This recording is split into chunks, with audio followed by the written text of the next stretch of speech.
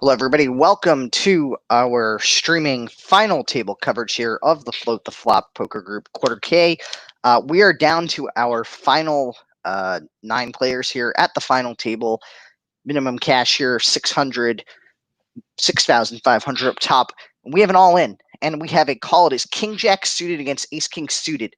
Tucky 978 here flops the Jack. Miller left drawing, and Miller's Ace King. It's a good hand to call with here, but he just can't pick up the win because he's drawn out on. And so now Gamache here up to 121,000 in chips. Obviously, fairly decent stack for him. Well, actually, not really. I'm sorry. He's actually under 30 big blinds. So.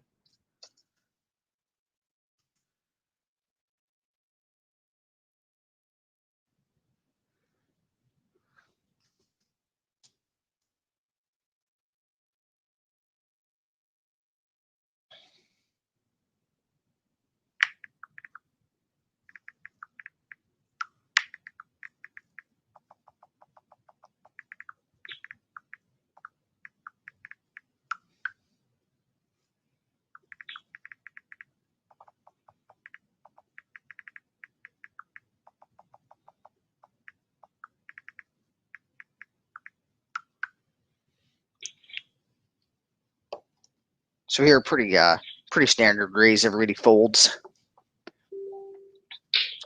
PR 1786. That is Jason Gore, I believe. So here we've got our shortest stack at the table in the big blind. I would expect to see some pressure on that short stack, and we do have the raise here coming in to 19,200. Basically a 4x open here.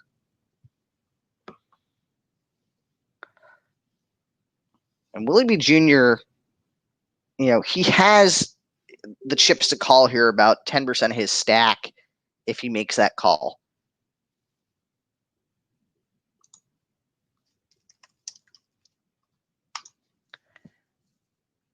And he ultimately decides to fold.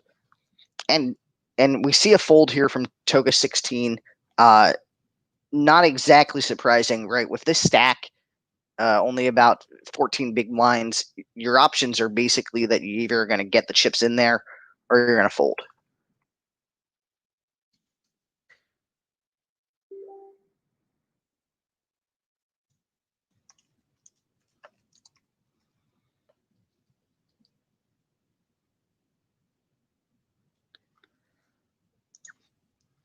Now we see here about a 2.25x open here from Kozlowski. Folds around to the big blind, who does make the call. The 6-9-5, 2-diamond flop coming.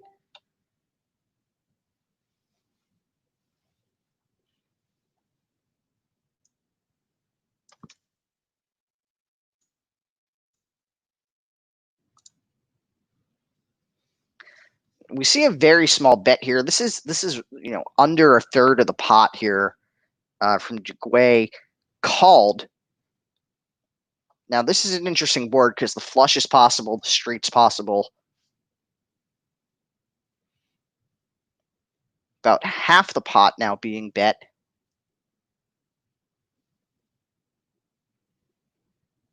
And I think for Kozlowski, his choices really are again, he's either probably looking to raise here or fold his hand.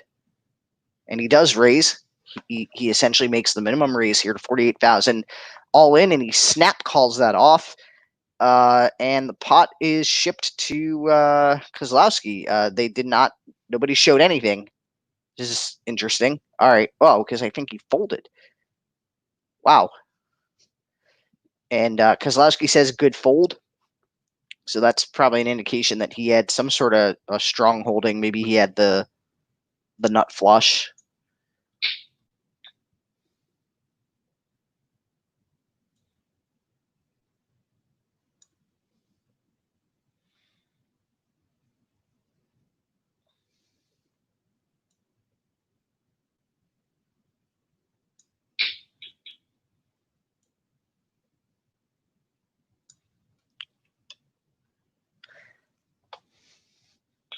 This is interesting. So Duguay saying that he actually intended to fold before he raised. Kozlowski says he did have the ace high flush, so basically he had the nuts, and he was not going to be afraid there with the nut flush to get the chips in.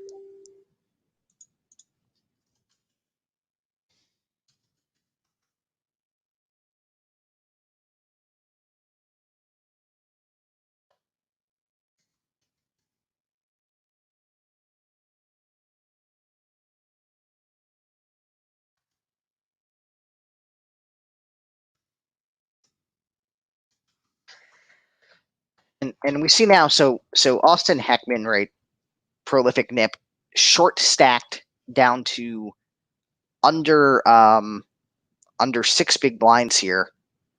And really, for him now, his options are going to be to get it in or fold. And he's going to have to get it in sooner rather than later.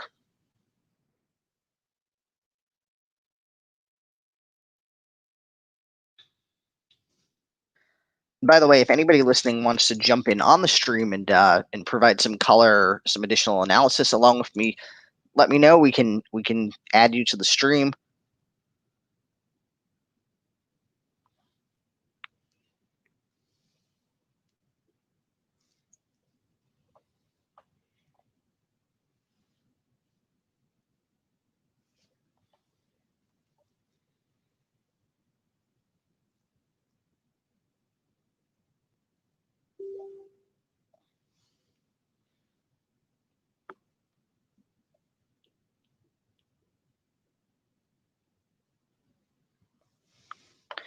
And we have a raise in the big blind from Sean Miller. Action folds. And we have a raise in the big blind from Sean Miller. Action folds.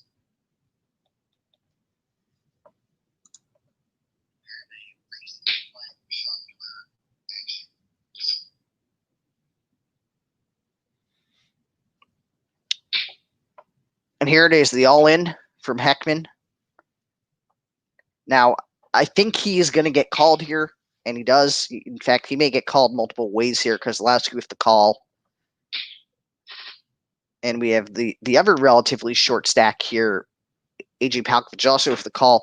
That is a 3-heart flop, 4th heart now. So anybody who has the king of hearts basically has the nuts here. And the 8 comes on the river. And we see a pair of aces is good. Nobody had the heart. That is amazing. You get 4 hearts out there on the board. You have 3 people all in, and not one of them has a heart. So Heckman doubles up, stays alive here. He's up to a little over 90,000 chips, and that puts him at 19 big blinds.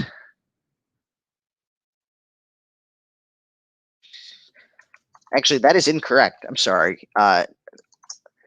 So he's actually at 16 big blinds. The blinds had gone up to the the 2,800, 5,600 level with a 700 ante.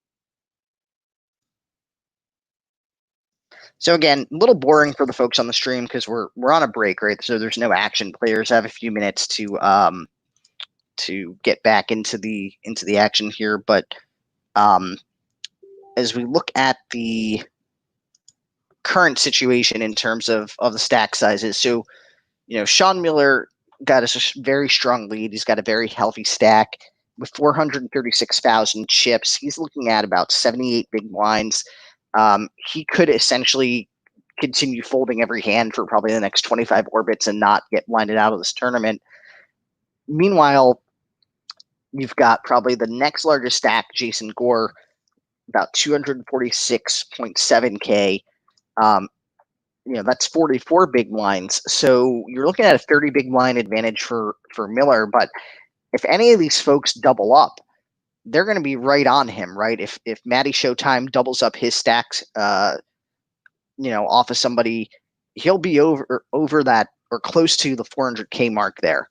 So there's certainly anybody's game to get, although it's going to be tougher, obviously, for Palkovic and for Heckman because they are down under the 100,000 level, and that means that their stack sizes are essentially short below 20 big blinds.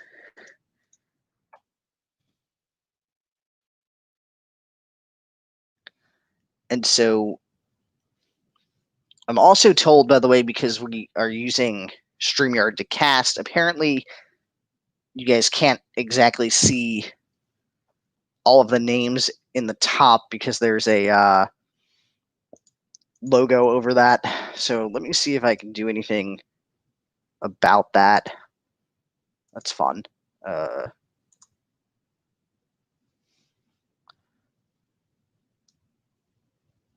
Just drag that down a little bit. And that should bring it below where the logo is. So again, players will be back in 1 minute. Blinds will be 2,800, 5,600. Levels here last for 15 minutes.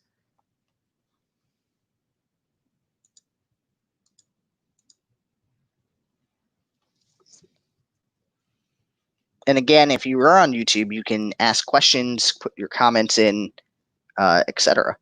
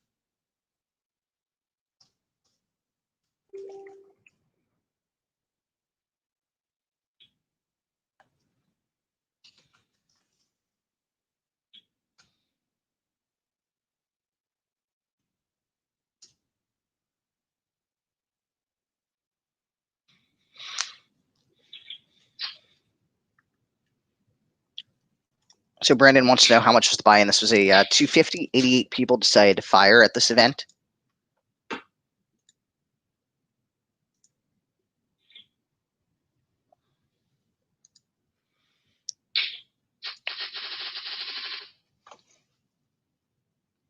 And we've seen, so, AJ Palkovic, we've seen his stack, again, kind of dwindle down a bit. He's down to about 6 big blinds here.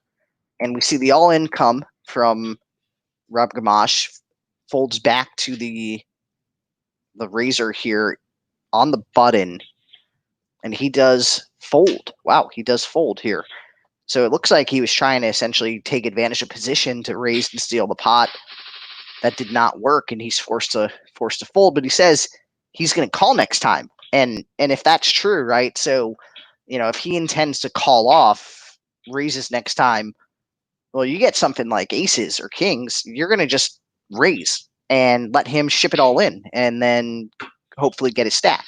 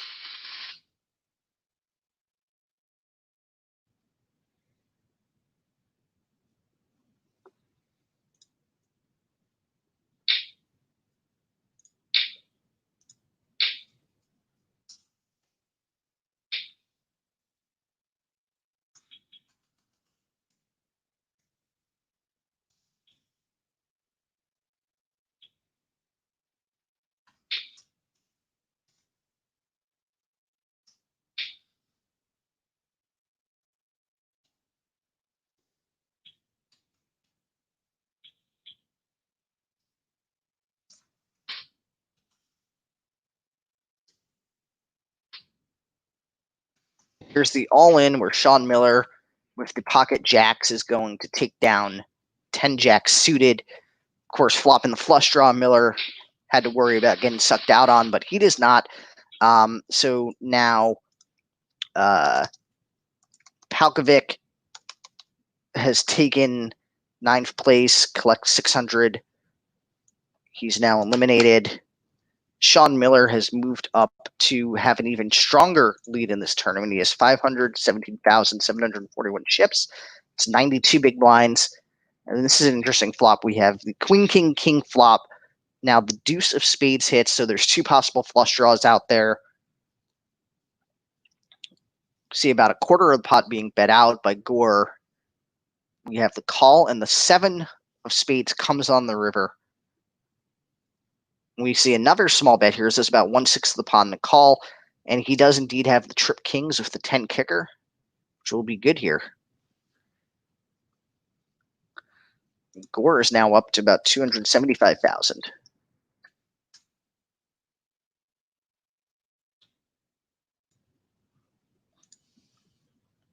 And let's see here.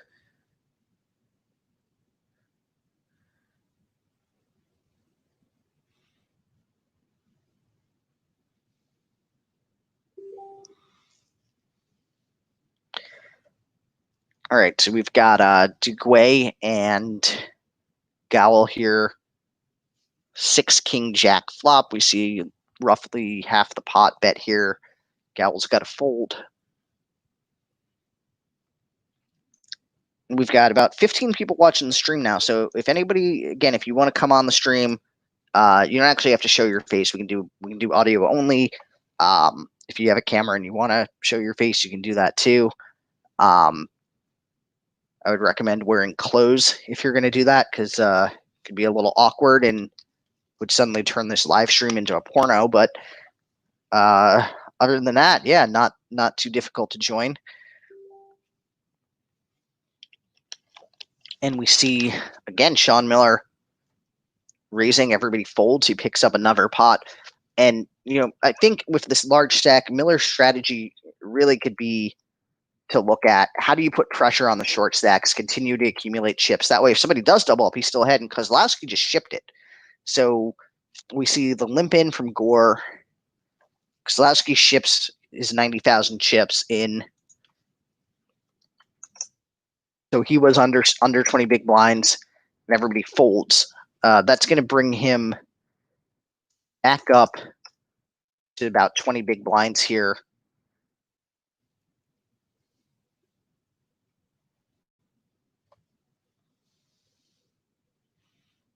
And again, if you're watching on YouTube, you can actually ask all the questions you want by just typing them into the YouTube chat, and then we can pop up on the screen. So, for example, Brandon's question earlier about what the buy-in was, show that to folks. Here's an all-in.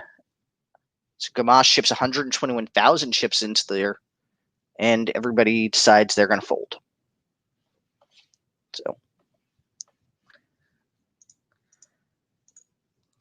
now I don't want to unduly influence the action here, but it's way more interesting when somebody goes all in and you guys call, right? It's kind of dull when it's like all in, and everyone folds, don't get to see any cards. But here we have a raise from Sean Miller. Blinds have gone up, so this is a raise of a little over twice spot. Oh, it's all in. Ace queen against pocket nines. Wow, full house on the flop for Miller. And unless a queen or an ace comes here, he's good, and he is going to take out Gamache here. So again, Gamache eliminated. Miller picking up another nice amount of chips here. He's up to 600 and 69K. Kozlowski notes a 7 would have been gross on the river. Yeah, that would be gross because that would have actually given ace queen a higher kicker than so ace queen would be quad sevens, ace kicker, quad sevens with the 9 kicker. And that would be kind of a bad beat there.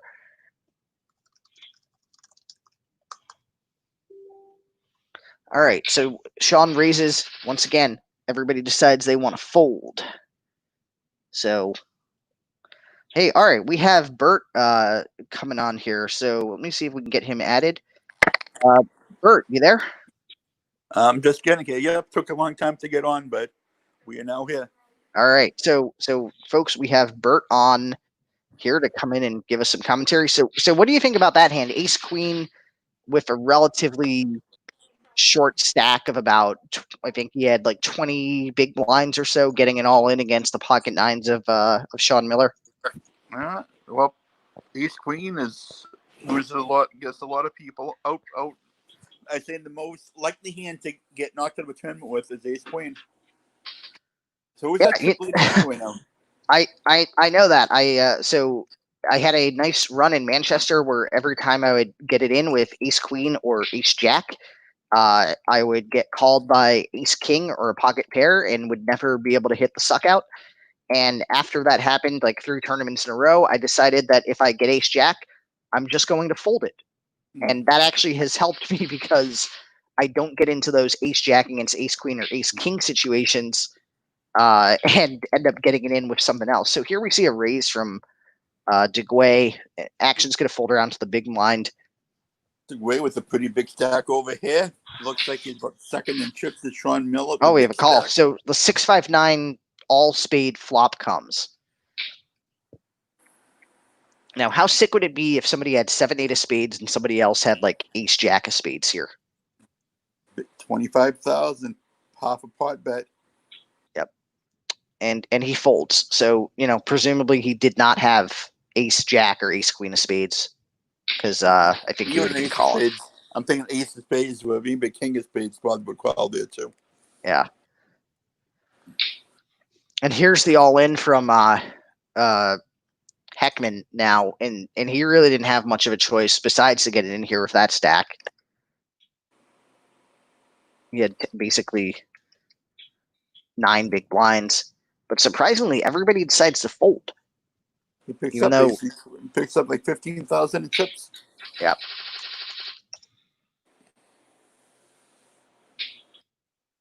We have two people under 100,000 here. Yep. Chips. And while I'm looking at this, I need to recalculate the chop value that's on the screen. I doubt you've seen any shops when Mr. Miller has 10 times as many chips as the straw stack. Yeah. So, I would say that Sean Miller here, he's positioned to be able to win this tournament, right? Unless he has some sort of unfortunate series of suckouts, right? Because no one hand is going to take him out at this point. He like right. it's got to be something like he gets it in against DeGuay. He has aces, DeGuay has queens, and the guy flops a set, right? And now he's up to over 700,000 in chips. Yeah, clearly a huge chip lead here. In fact, the total chips in play right now is about 1.7 million. Oh, we have an all-in over here. Yes, we do. Yes. And they all folded. But Miller, with his chip stack here, he's got 111 big blinds. He has roughly more. He actually has more than a third of the chips in play. He has 40% of all chips in play with 7 people left. So the average stack is just 251,000. He has basically almost triple that. And here's another all in from Heckman. Miller calls this time. It is ace queen. Miller calling very light here, and actually managing to still have outs. And wow, look at that. He hits on the river the 7. Miller calls with 7-9 suited at least, and manages to take out the guy who had ace queen. Now, ace queen, we say, goes home a lot. So, but Matt, how many times do you play poker with Sean Miller at your table? I've played with him at my table a few times, but the one thing Sean likes to play, I think, a lot of live action cash games, and I tend to not play as much of that. So I would a lot of times I would see him. He used to hit Hampton Falls a lot. I would see him playing cash there when I would come to fire at a tournament. So I've dealt him many, many times, and while he runs, just like he did that hand, amazingly a lot of times, the thing that I think is I get amazed about his game the most is when he may have a 9 and there's a 9 on the board and an 8 on the board and the other guy has an 8, that he'll bet the value. He'll bet the 150 real US dollars in a 2-5 game and get paid off so many times that myself, who I consider a decent player, would just check. Hand would go check. He gets so much value on the river with when he just has a guy beat by a teeny weeny bit. His value betting, amazing. Yeah, and I mean the other thing too is his betting for value could make somebody think that he's actually got a significantly stronger hand, right? They might think he rivered 2 pair or something like that. So I asked Sean, how did he call like that? Because I don't think Sean thought he was ahead with the 7-9, right? I feel like he decided he was going to take a risk and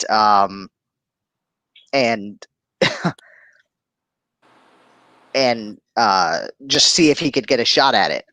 So you figured he probably had 2 live cards in this, boy, as long as they didn't overpay. So we have 6 players remaining over here. And Sean with a big chip lead. He has now got over 800,000 in chips. So yeah, so 813,000 in chips here. He's at 127 big blinds. Well, the thing is, he could lose all in hand, even to the second biggest stack, and he would still have over 500,000 in chips. Right. Oh, we have an all-in over here, but no raise. Yep, and everybody folds. They still picked up 100,000 in chips. All right. So folks, if you want to give some commentary on this table here, throw it into the chat on YouTube so we can get to it. Brandon says, by the way, I absolutely hate ace jack. Never works out for me ever. Yeah, it tends to only get called by ace queen and ace king. By the way, Sean says that he was getting 2-1 and has the massive chip lead. That's why he called. And to tell actually, we have more than 2 listeners here. We've got about 13. But he says to tell them that. But basically, yeah, it was the I have a lot of chips and I can afford to lose this hand because I'll still have like 600K maneuver So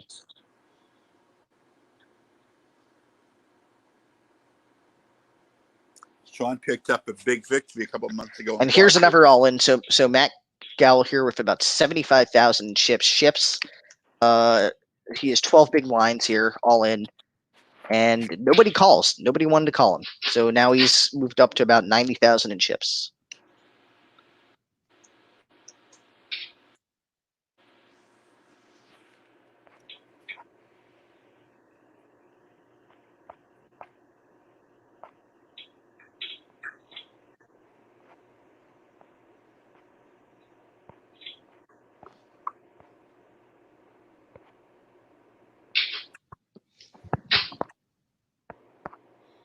So then Brandon asked, do you know any other poker sites that allow clubs? Do you think PokerStars somehow likes bad beats a lot more than other sites?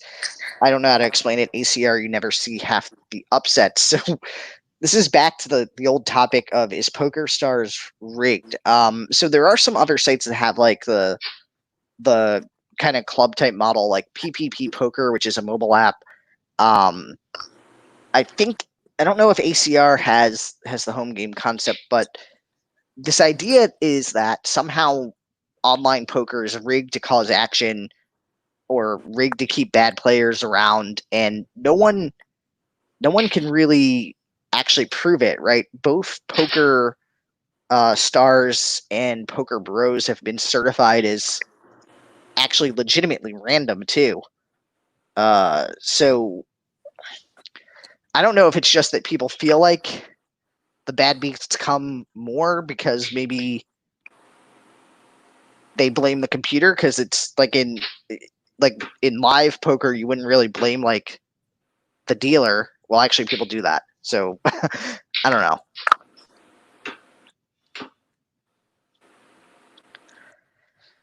So here we have a bet of about 2/3 of the pot by Sean, called by Willie.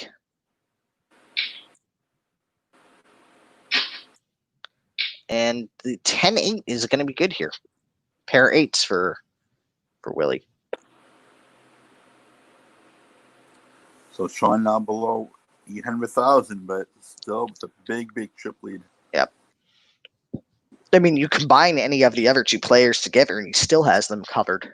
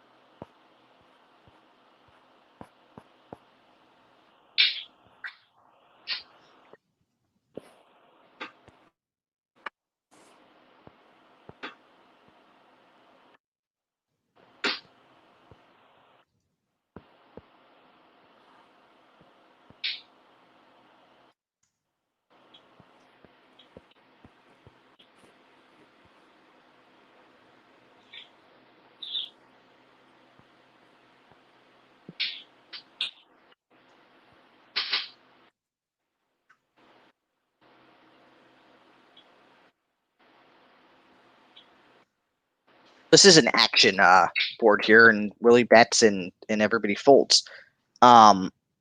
So folks are telling me that apparently the stream is lagging. Is anybody? Does it seem laggy to anybody?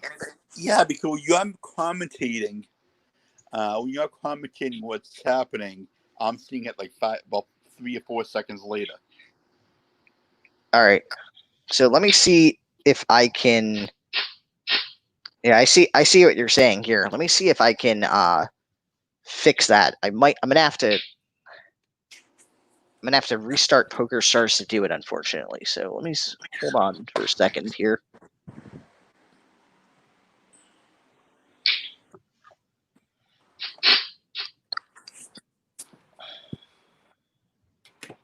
So while I quickly do a quick restart of PokerStars to try to make it not lag,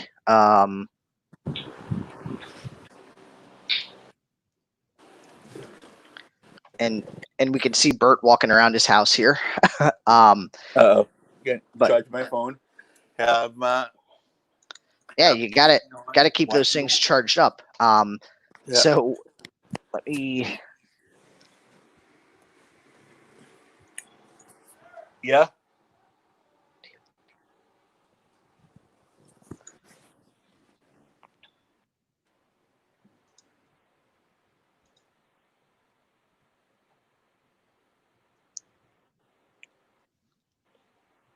So the other thing too that I have now, I was able to get the PokerStars hand replayer, so we can go back and look at a prior hand and replay it.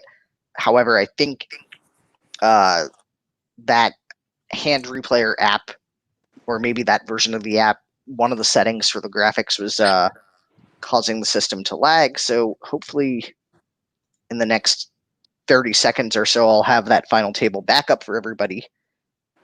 And so Drew Resend is commenting, you're on a delay just like the WSOP. So there is a delay in the stream of, but it's like a 5 to 15-second delay, right? It's not an intentional delay. It's just the amount of time it takes to essentially stream the video out to everybody on YouTube. So that's why there's a little bit of a delay. But when they do the WSOP, they intentionally delay that by about 30 minutes. Other poker tournaments will intentionally delay by 10 minutes or 15 minutes. I think the Borgata, for example, delays their stream by 15 minutes. Theoretically, you're not going to have a hand take longer than that. I mean, I have seen some hands take 8 minutes, 9 minutes to go, but you usually don't see a hand take 15 minutes to take place. Presumably, someone would call the clock before that happens. And of course, with PokerStars, there's an automatic clock, right? The system won't let you simply just keep attempting to stall. So a little delay getting PokerStars back because for some reason now it does not want to actually start, which is going to be a bit of a problem here if that doesn't work.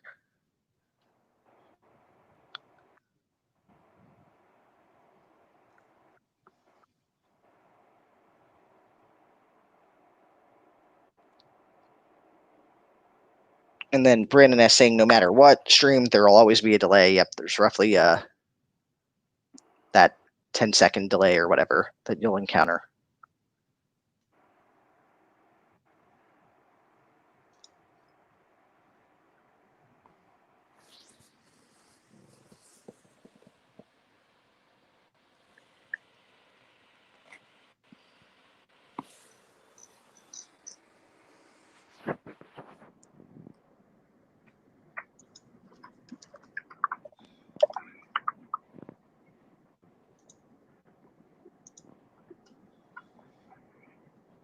All right, so I've got PokerStars back up. I'm jumping back into the display here for folks. So apologies for the brief technical difficulty.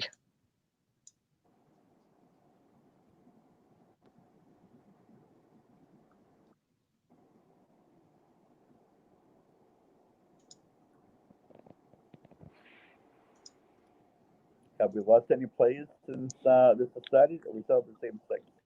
I'm hoping we have not, because that would suck if we had to restart PokerStars and it of course decides, oh, while you're restarting Stars, let's get the chips in and suddenly we get back and we see that there's like 3 left. Actually, we did lose someone because I can see now that there are only 6 people left at the table.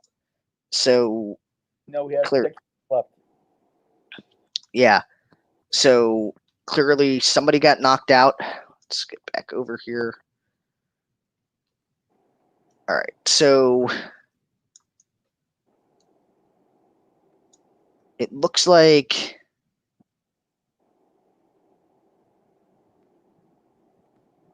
oh no, we were down to 6 actually before. So nobody got knocked out. Because we saw Heckman get out before.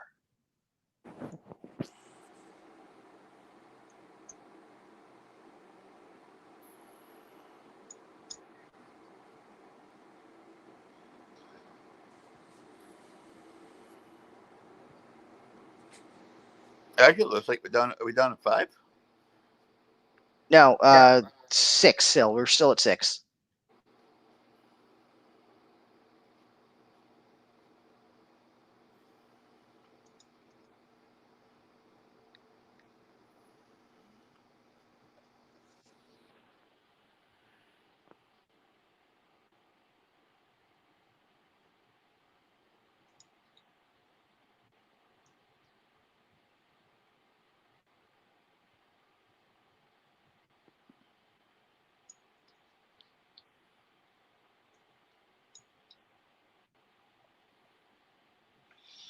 So here we see Gore with a raise. So the blinds have gone up, right? They're now 3,600, 7,200. So if you think about it in terms of the starting stack at 20K, right? The starting stack is now under 3 big blinds, and Matt Gowell here with 43,000.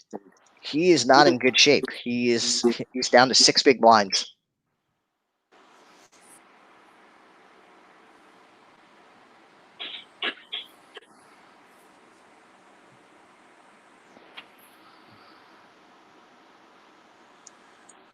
Sean Miller, though, still with the huge chip lead. And then we hear Brandon saying Mike Postle is the perfect example on why streams are all delayed now. So the thing with Mike Postle, right? What he's accused of having the whole cards in real time, and so the people doing the commentary, they actually have the whole cards in real time. They're not delayed. The entire broadcast gets delayed, and so and here's a big all in, 135,000 pot, and DeGuay just ships, right? So he's basically saying, you want to continue here, you got to commit your stack, and Gore folds. And that's going to move on to second place, 477. Right. We have 2 short stacks there. This is where the play gets interested. You're playing now to win. And 56. Well, here's the all in from Gowell with his 6 big blinds. He's actually raised, so we have a all in, a 3-bet to 75K, and everybody else folds. So it's pocket deuces against ace king. This is essentially a coin flip situation. The deuces, though, hold up against ace king. Remember, he's got to hit. If no ace and no king comes, Gowell wins here, and he does win. He gets the key double up here. Still short stack, though. I mean, he's got about 12 or 13 big blinds now. But he now has double the chips of J.K. Mail, and the chip. How much is the difference between 5th and 6th place? Right. So 5th and 6th place, we're looking at 1,200 and 1,600. Yeah.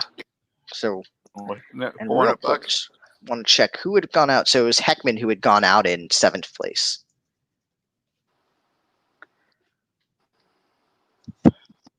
First prize, 6,500, decent sum of money, but for Sean here's Miller, another all in, and everyone folds.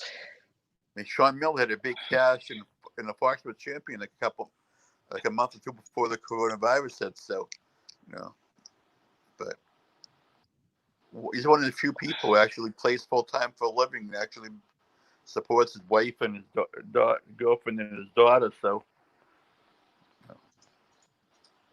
most of the players, it's not easy to play full time. We got a Vase at 21.6. The V-Vase by Sean Miller over here.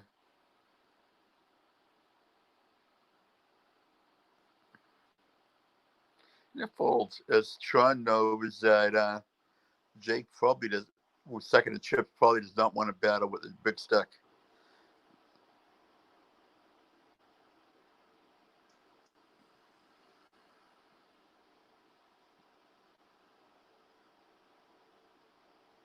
All in situation.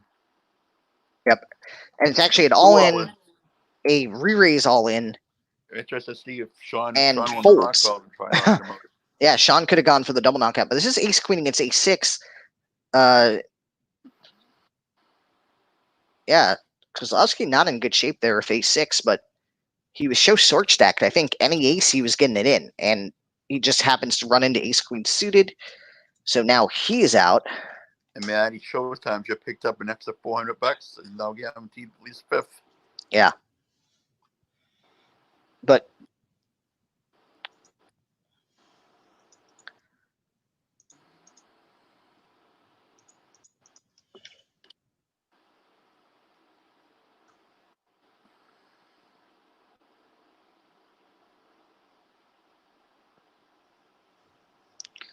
and really it's Jason Gore now, almost all in, but not quite. Now I don't understand why he would consider not putting his whole stack in there, because it wouldn't make sense if you're gonna put in 80,000 and be left with three big blinds after folding to a raise. I don't think that's a reasonable line.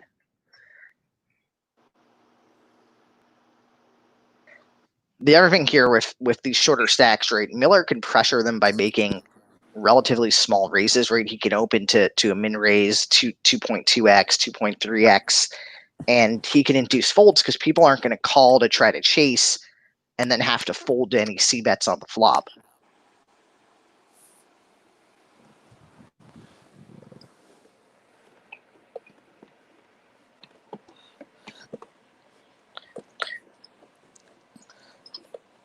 And now, with 5 people left, right, that means that the adjusted shop value is 35.20 if they were to shop. But again, with I wouldn't, the only way I think we see a chop would be if they said, hey, Sean, you take first place money and we'll all split the rest.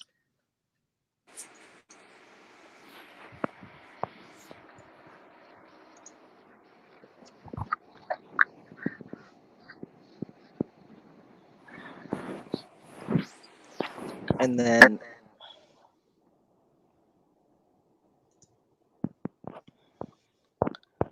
somebody asked, what's going on with the Mike Postle situation? They believe he somehow knows what cards are in the other player's hands, right? So, yeah, that's the hold on, here's some action. So we've got 2 people to the flop, deuce, king, 6, 2 clubs. We have about a little less than half the pot from Duguay. That is called. 5 of hearts comes on the turn, 2 possible flush draws.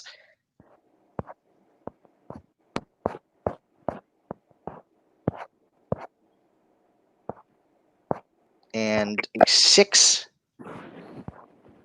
and queen king will be good for Patrick Willie Bungalow. So Mike Postle, basically, the thought was he was somehow getting the whole card info in real time, and he would use that to his advantage because he would basically be able to pull off just absolutely ridiculous reads that most players are not skilled enough to do. Now, his claim was, hey, he's just really good. He's a skilled player. He's a professional. But this is going to be a huge court case. So some of the players are essentially suing Postle as well as Stone's gambling hall, alleging that Stones was complicit in this or failed to essentially maintain the integrity of the game. It's a multi-million-dollar lawsuit that's been filed in federal court. And the defense has tried to get this dismissed. They have not yet succeeded in that. But the court process on this could be pretty drawn out, right? There's a continued barrage of motions and hearings that will take place. You might not see this resolve out until like 2022.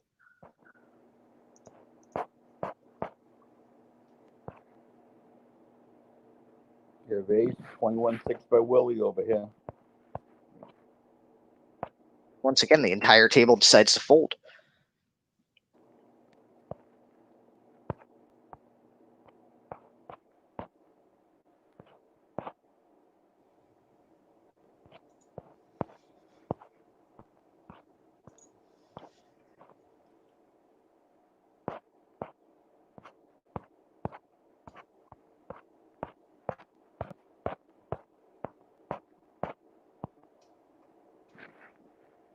We got 3 diamonds on the board. We got a straight draw.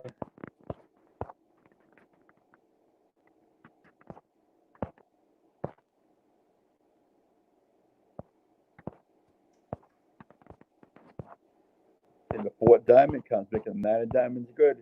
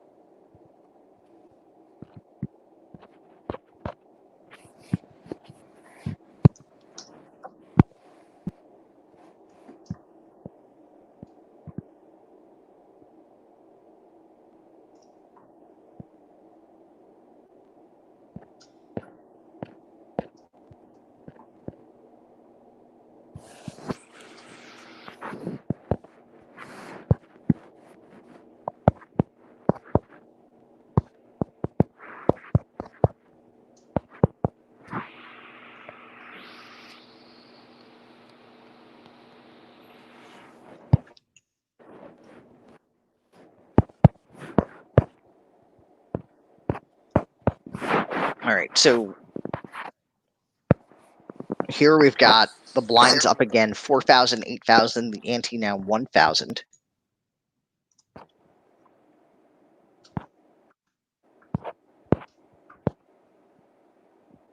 We see our 3x open from, wow, Jigway opens, they ship, it's called, queen against ace-4, and, ooh, look at that, on the river, the suck out. It comes down to the river, and the ace hits, so Poker Stars once again delivering a suck out here on Suck Out Sunday.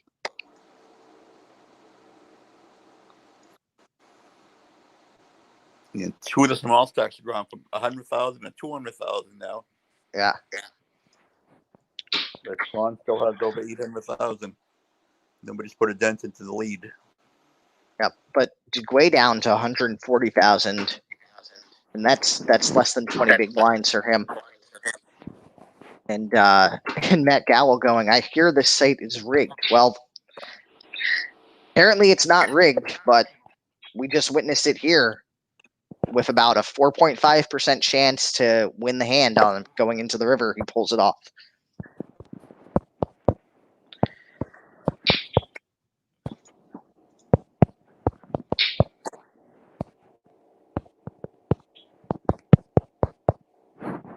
And then, by the way, I think we may have our viewership down compared to the last live stream because a lot of people are watching CNN right now or watching the local news because there was actually a lot of rioting tonight again around the country. So we had police cars on fire, buildings getting smashed, tear gas deployed in Boston, and that coverage has been on. So here's an interesting flop in the turn, right? So 3 spades, and then the 8 comes to pair up the board, but we see a bet go in, and Jason Gore picks up a pot. He was down to about 120,000 in chips, and he's now up to over 280,000.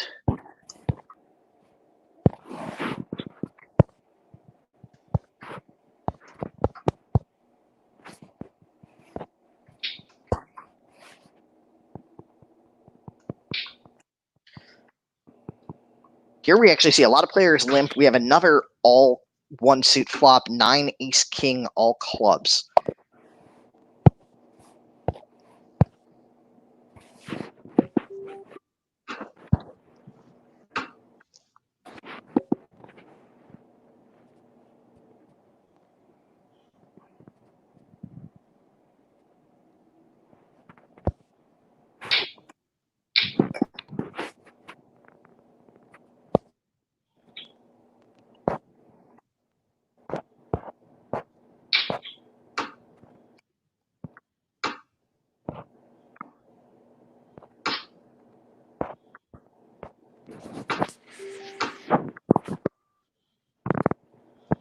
And Brian Clark wants to know who is Matty Showtime. So it's Matt Gowell or Gaywell. Not exactly sure how to pronounce his name. Another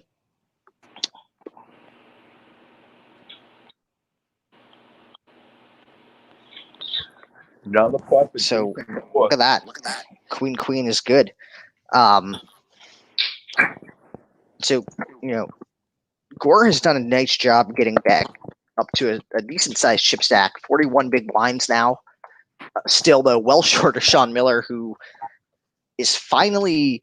Oh no, he's not. He's actually. Yep, he's down to under 100 big blinds. Actually, he is 98.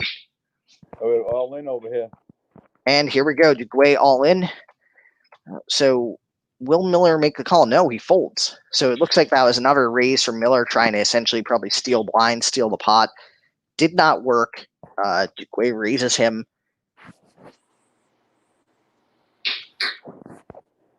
We know Monday, Andrew Berger, Hampton Falls Yellow one, and Jason Gore is trying to do the same thing over here. Another Hampton Falls Yellows. Yep. And speaking of Hampton Falls, so that room, I believe, now officially shut down, merged in with the Brook. But the latest news on New Hampshire is that we may see poker returning in mid-June. The earliest possible date would be the 16th, but it may be later on, right? That's the earliest possible date. It's all up to the governor, basically, and the New Hampshire Economic Reopening Task Force as they look to basically determine when things can get back up and running. I think that indoor dining will resume as a part of the and 7 Jack is good here, the Jack on the river. I think that we're going to see indoor dining resume probably ahead of or at the same time as charitable gaming. So here Dugway makes a raise to 24,000 and everybody folds and he picks that pot up.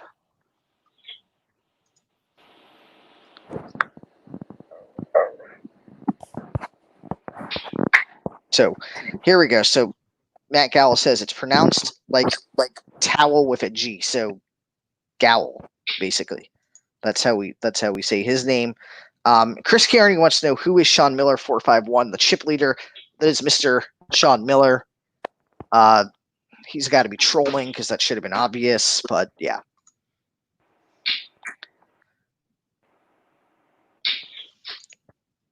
Or he could have, looked at this right side of the screen.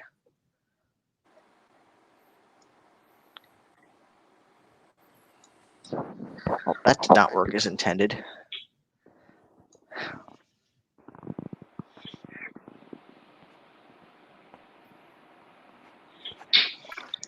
So, Bert, did you fire at this thing today or not?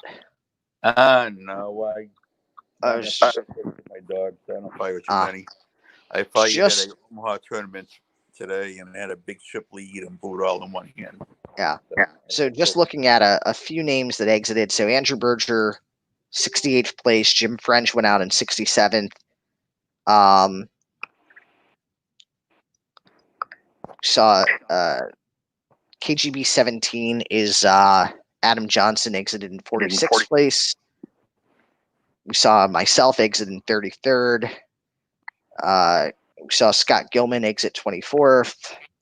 Corey exited 27th. So a lot of regulars who unfortunately did not make it to the money today.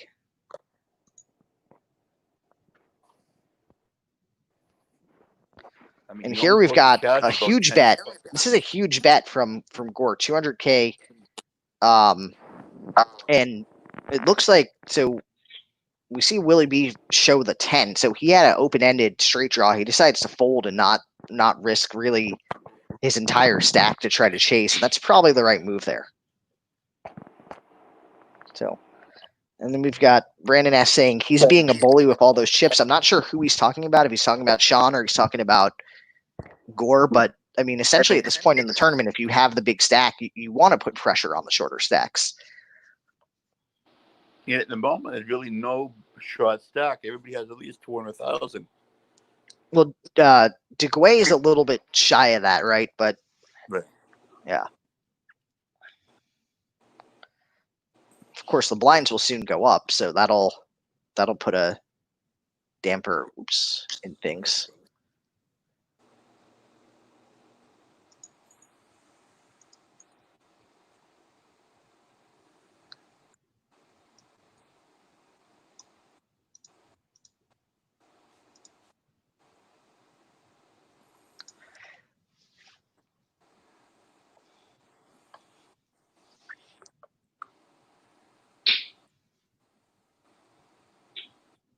And min raise a little bit more than min raise by Miller.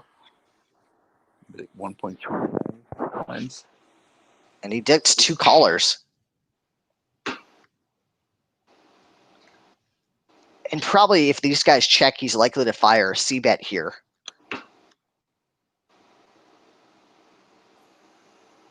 Which he does. Fires off roughly a third of the pot. He is called by Gore. Gowl folds the ace of clubs on the turn.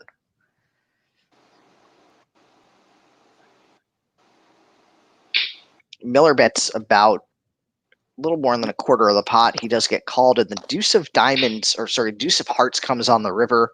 Jack 10 against Jack 7. We will chop it up with the 2 parries kicker. So Gore got lucky there that the board paired up, and Miller's better kicker did not play.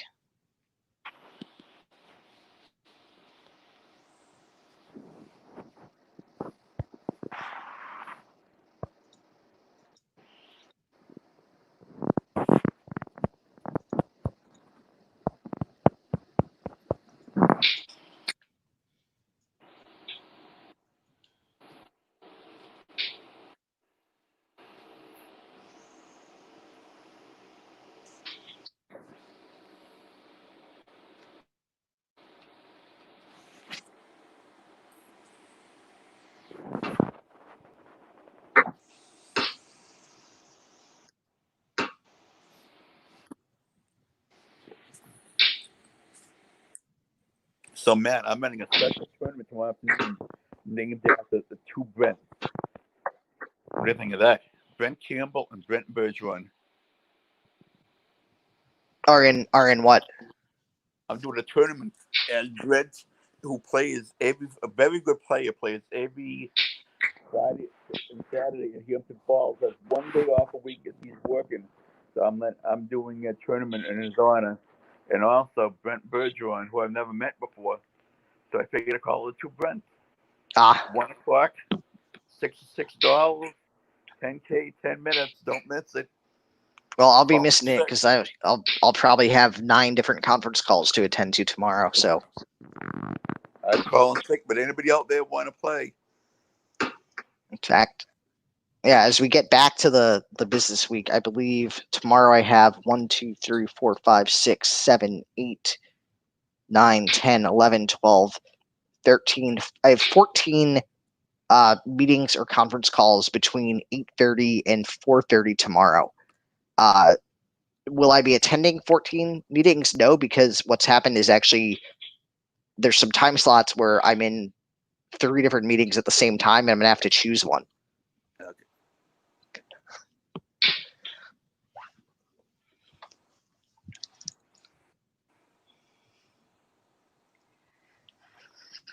Does where you work, do they know how good of a poker player you are? Do they actually tell poker stories at work? Yeah, so I've gone with a few of the folks that I work with. We've actually been over to Encore a couple of times. So a few of us got dinner over there at Sinatra, and then a couple of us went to the buffet once. For we raised $24,000 by Jake. Yeah, Jason folds. So a few of us went to the buffet. I had fired at craps with one of the folks that I work with. He claims he's got a system to win at the game.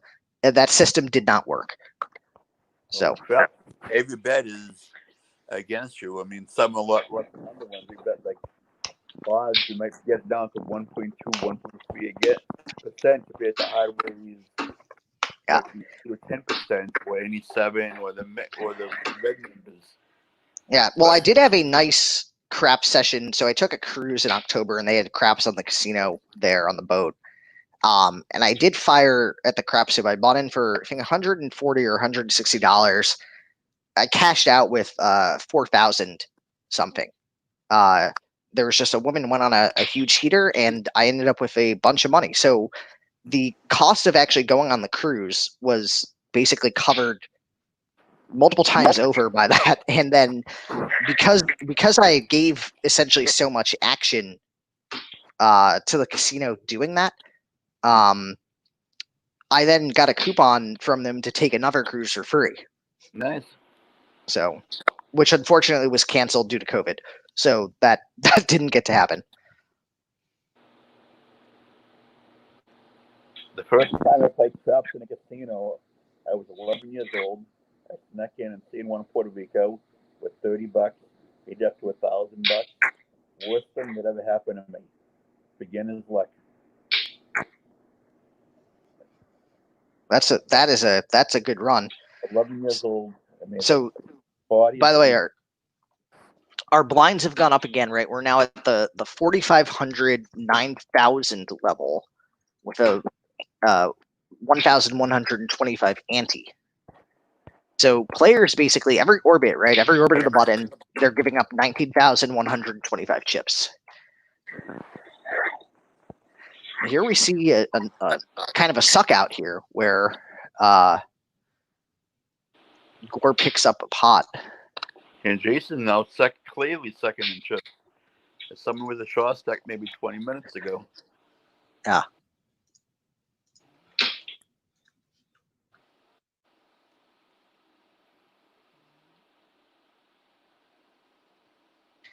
We see a deuce 9-9 flop. We see a little more than half the pot bet by Eddie Showtime. DeGuay here, I feel like he's really never calling, trying to chase a draw, right? He's probably either shipping it or folding. And we are on break again. So players have got basically 5 minutes to go, I don't know, make a sandwich. Because the great thing about online poker, you won't be all loosey-goosey eating a ham sandwich because nobody will see you eating.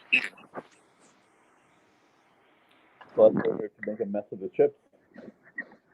Right. That's true. That's the one advantage. There's no, you won't get any grease on the chips, and you don't have to clean any chips with online poker.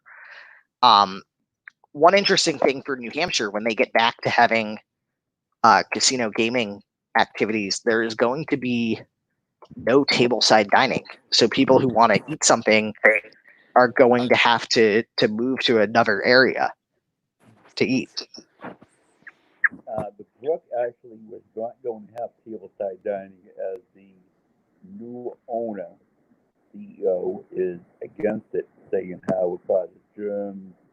And that was the reason. People actually thought the reason had to do with cleaning the tables, being new, but the owner made it in a sponsorship that has to do mostly with the sanitation, basically what it does to the cards and how gross it is, and the germs. It was nothing about the quality of the tables or whatever.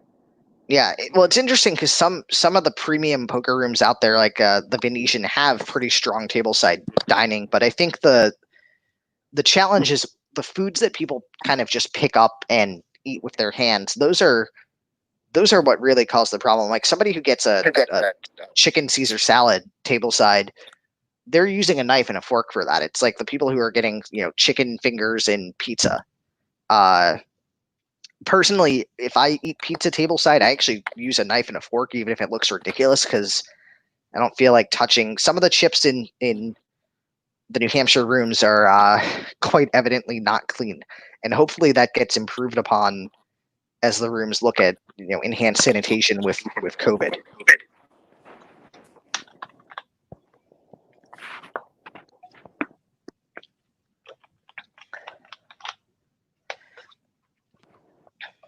All right, so we've got about 3 minutes. I'm actually going to take a break myself and go get a snack. And by the way, if anyone has questions, you can definitely pop them up on YouTube.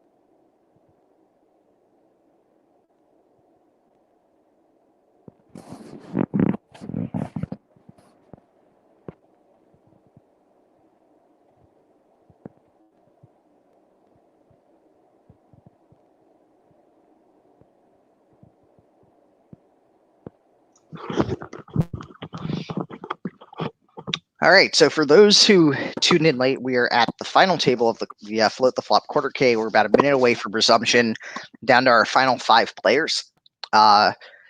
Sean Miller having a pretty commanding lead here over the rest of the field as well.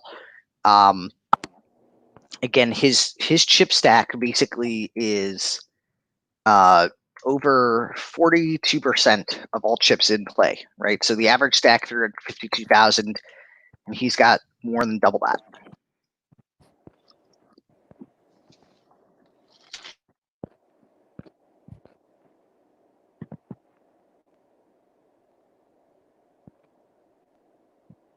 So play resumes. Chris Kearney with the troll question here. Brandon asked me what I do for work. So I do technical delivery for basically utilizing the Salesforce platform. And so I have 8 or 9 departments that leverage Salesforce. That they all come to my team to figure out how to use the platform, add stuff to it, and support it. And then Chris Kearney says that he had a good crap session too after the Foxwoods buffet. And that's the key. You gotta hit the tables not on an empty stomach.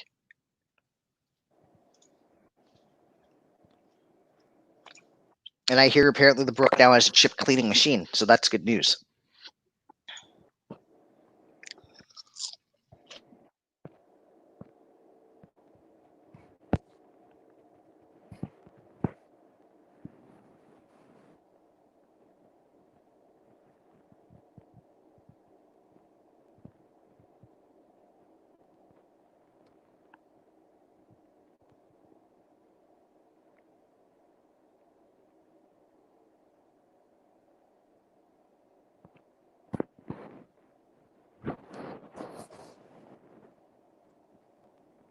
Turning Stone Casino apparently opening June 10th.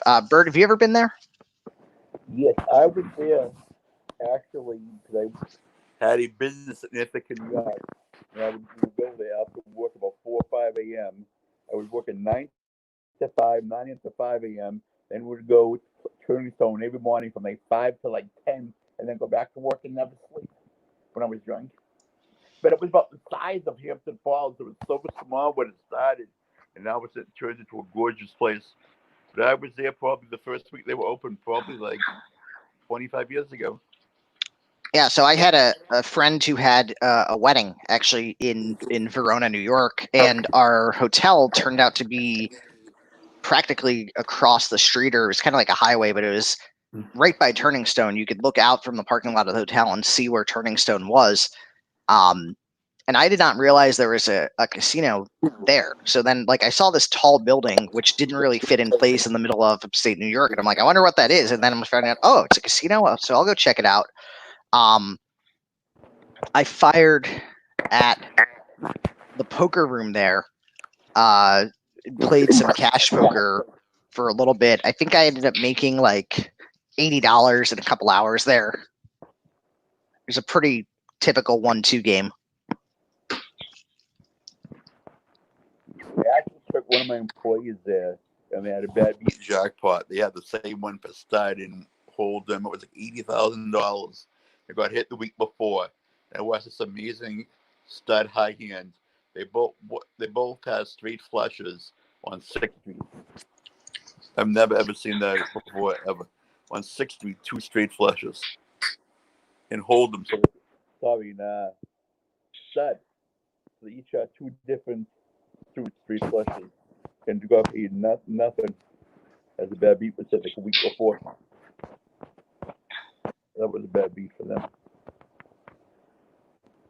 Sean Miller's giving away about 100,000 chips in the last half hour. It was up to 8.25. Now we're down to 7.25. Yep.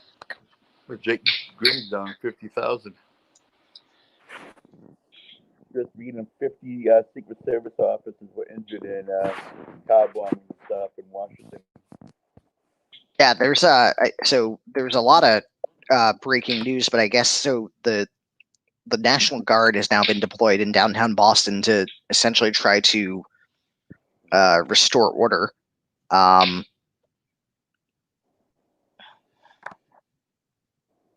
Even a church got burned down in Washington, D.C. Lots of issues there.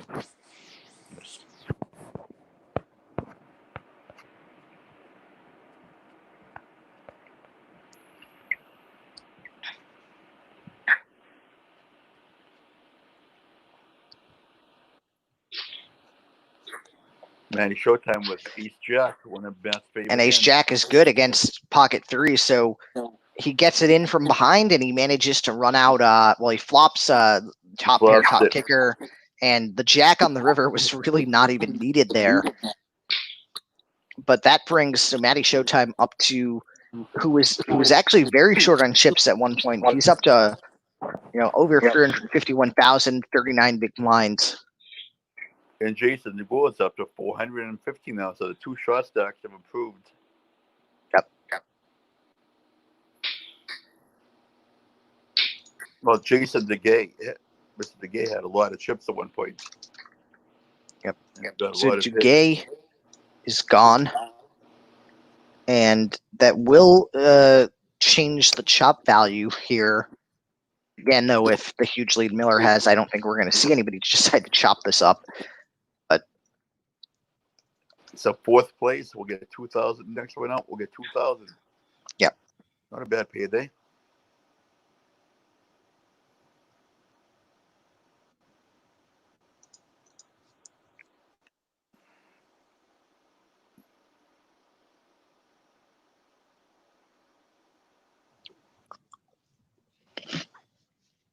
Jason Gordon now hit the 500,000 mark.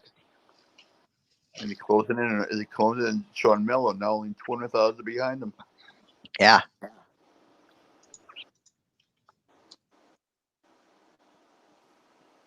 And I think also some of the players have Miller was putting on pressure by essentially making some interesting raises without really having anything to back it up. And I think some of the players reacted. 70,000. Yep. And that's a fold. But I think some of the other players said, well, if Miller's raising me light, I'm going to start putting the pressure back on him. I'm going to re-raise on him, or I'm going to call him and fire on the flop.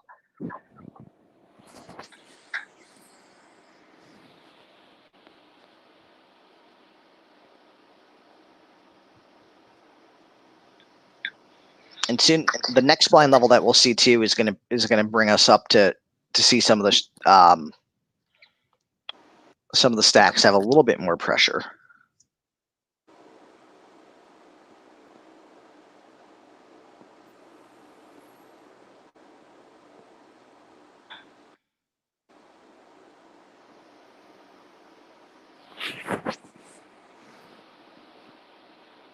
So Brandon says, so his fiance's father lives right near Turning Stone. They go there a lot. They just upgraded the whole casino probably 6 to 10 months ago. So if anyone is in the middle of New York, basically driving across Interstate 90 towards Buffalo, right? Syracuse to Buffalo. Yeah. So I forget, is Turning Stone? It's east. It's east of Syracuse, right?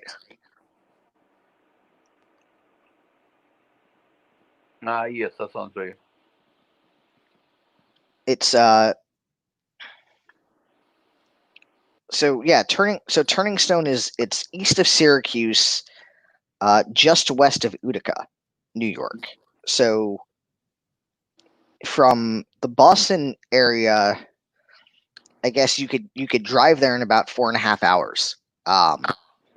But that sort of makes it a little bit less attractive than going to play at some of the other spots because they're closer, and then obviously Atlantic City a little bit longer, but then you have several different options for playing poker because you've got the Borgata obviously, and then you've got the other spots there. So we see bet and a call here with an 8 king ace all diamond flop, and then the 3 of hearts, now a 6 of hearts on the river. Matty Showtime put out about 50,000, which was half pot, and got called by Gore. Question is what's he going to do here on the river? I mean, ships all in. Gore snap calls almost, and wow, we have 2 pair aces and 8s against the ace 5 of Gore. You'd take a pretty loose ball there, Jason.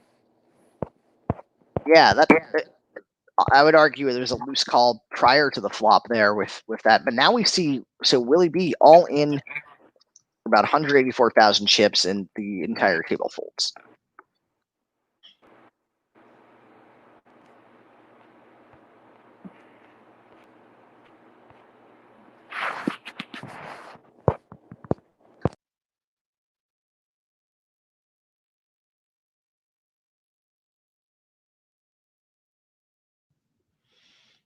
And then Brandon saying, "Yep, near Syracuse, about a 40-minute drive from to Turning Stone."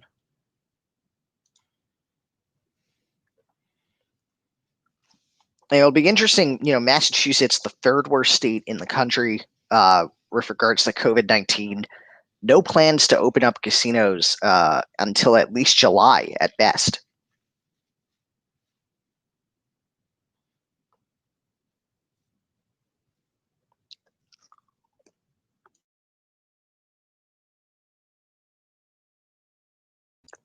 And by the way, we have lost Bert. His phone ran out of power.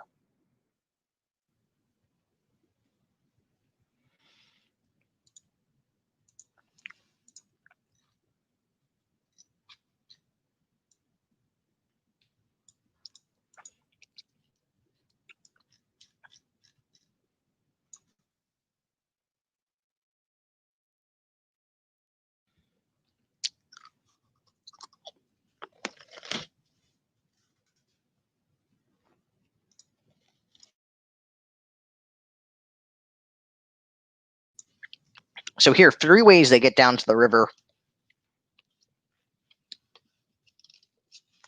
We have about half the pot being bet by Gore. Sean Miller now actions folded to him. He opts to fold as well.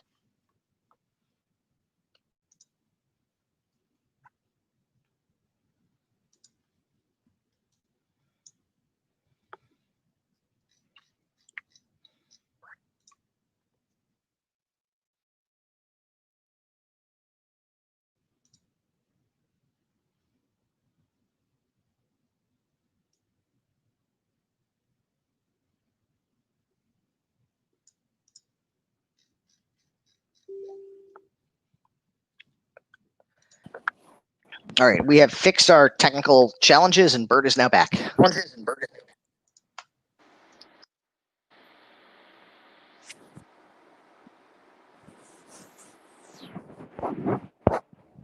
So Bert, can you hear me?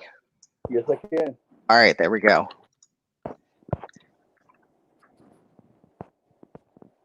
It's up another pot, but if I closed in on him, what looks to be an insurmountable lead. And Matt, yeah, go well. It's 50,000 chips to 460. yeah. So it's as we found out, it's pronounced gowl. It apparently rhymes with the word towel. But does that? I think that should prove to somebody like Matt Solon that having just being patient, he had like 60,000 in chips with patience, and now with second in chips,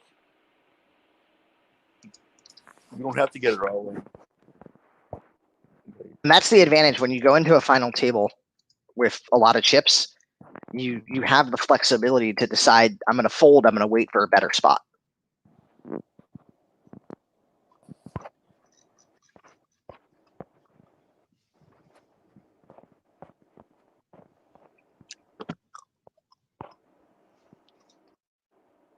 Line's going up, not a 5,000, 10,000.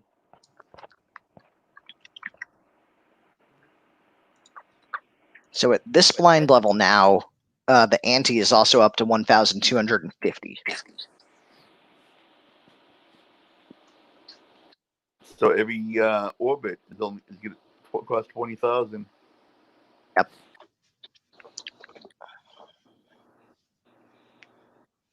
And that was actually what the starting stack was when this kicked off at 3 p.m. So the King 10 Ace flop mixed suits. We have the 2 of spades coming on the turn. About a quarter of the pot bet by Gore, and Sean Miller is going to fold here.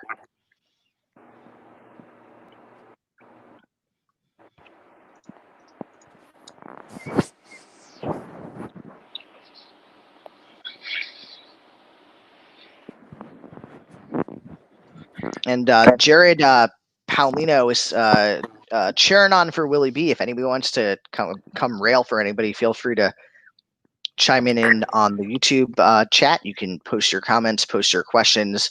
You can ask about anything. If you want to learn about where to get poker lessons, if you want to figure out if PokerStars is rigged, if you're wondering when we're going to have live action again.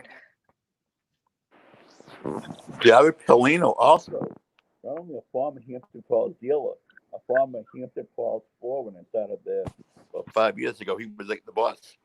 He got a good job at Verizon, thanks to a lib call legend who will remain nameless, who you know personally as he trolls you.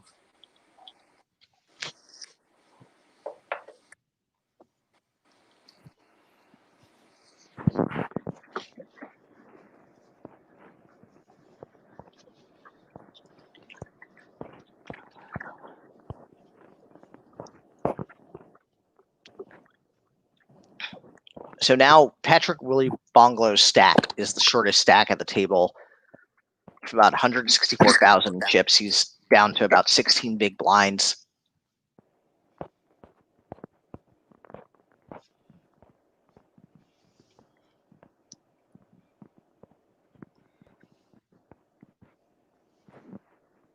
And Sean puts Willie to the test here.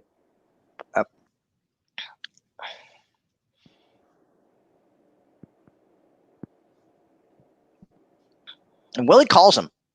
So Willie, with pocket threes against pocket sixes, so Willie is left here drawing at risk. He cannot hit a 3. Sean Miller has taken out another short stack here. Brings us down to the final 3.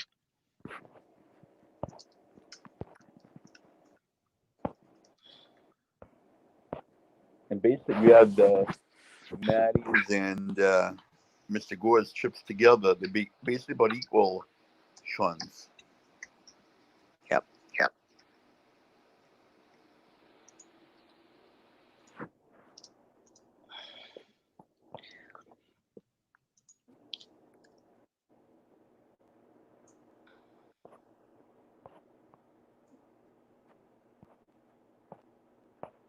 Average stack 586,000. So both these other players below that. And our chop value is now 4,667.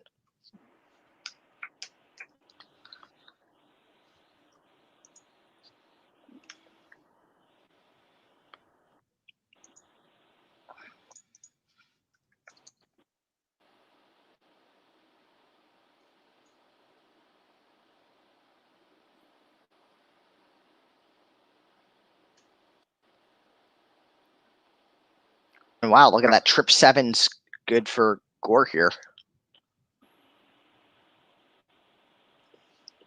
And so Jason Gore has actually caught his stack back up to where he is in striking distance of Miller. In terms of big blinds, there's 20 big blinds separating these two here.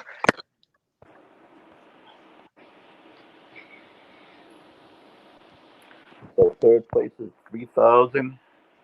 And Miller and Gore still going at it here. So Miller bets out about a less than half pot here.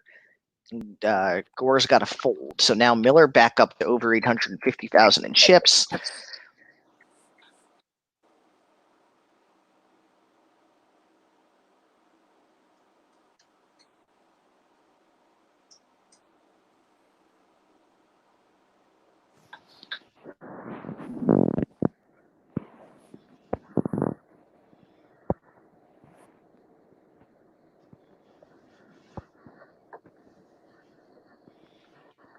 By the way, the other live stream action that we had this weekend, I played heads up Saturday morning against Joe Murphy, and people thought Joe Murphy was going to win in 2 games.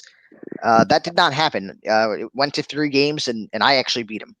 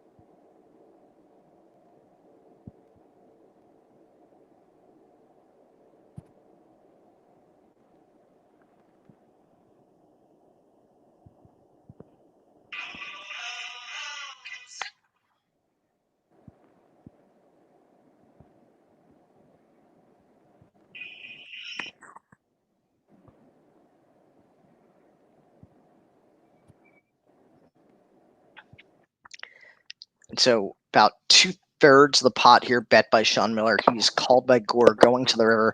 This is a big pot here, 281,000 chips. And Sean Miller has a decision to make. Now, does he try to bet this? He does. He puts out, again, about 2/3 of the pot.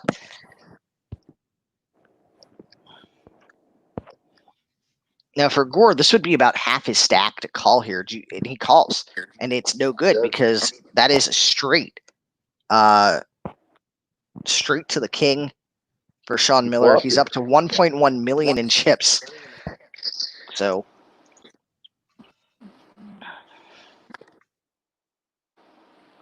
I was just reading some Coca Uncensored, and one of the things I just agreed with is I cannot possibly see tournaments starting up when they open up the 6 ranks.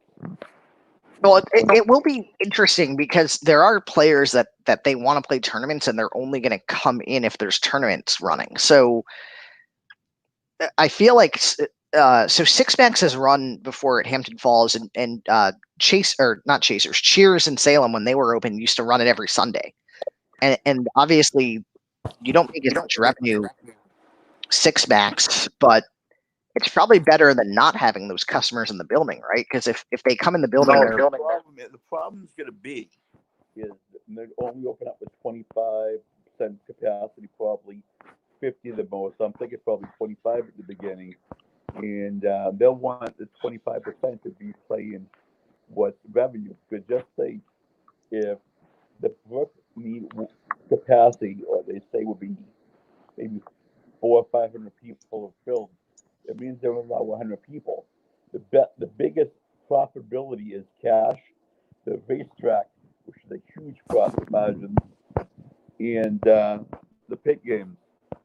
Oh, So right. So that's if they're capacity limited, it's not just the six max at the tables, but they can't actually run every single table, right? Because they have to space them out. So right.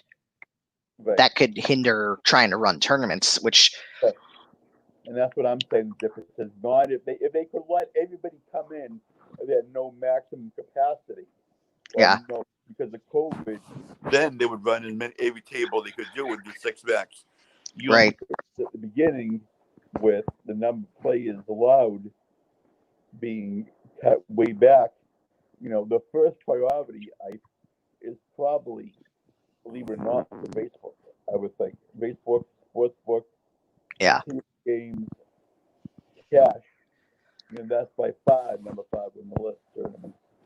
And I would think maybe a room like Manchester where they're working on so they're doing a renovation and expanding their space, right? So they have a separate room that they usually run tournament out of. And here's an all-in from Gowell. Now this is an interesting all-in because he's actually shipping pre-flop about 38 big blinds or 36 big blinds, and nobody calls him. But maybe he's thinking the only way he's going to catch up to Sean Miller and have a chance to win this tournament is if he were to double up here. If he doubled up to Sean, they each would end up with have about 700,000 chips. Right.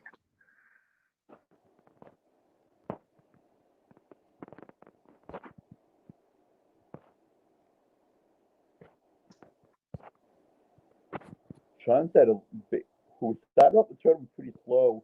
I saw his name running around the 20th spot for hours. But as soon as he got chip lead, he's now been chip lead for hours. I mean, this broadcast has gone for a couple of hours, and he's been the chip leader the whole time.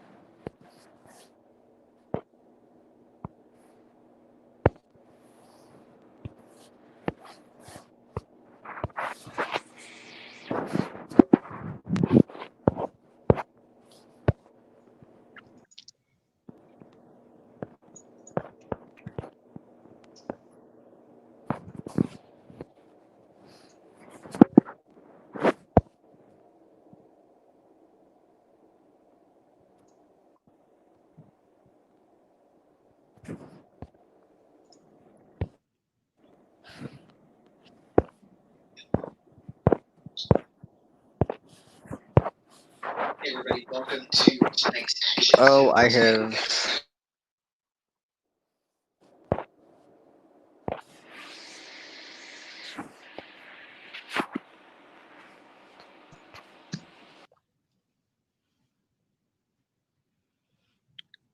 All right, so here we've got about a 2.3x raise by Miller, called by Gore, 9-2-10 flop, two spades, one club.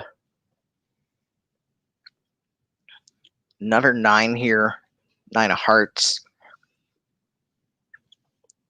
We see a check, and the 8 of spades hits on the river. And we've got, so king 8 from Gore is going to be good here.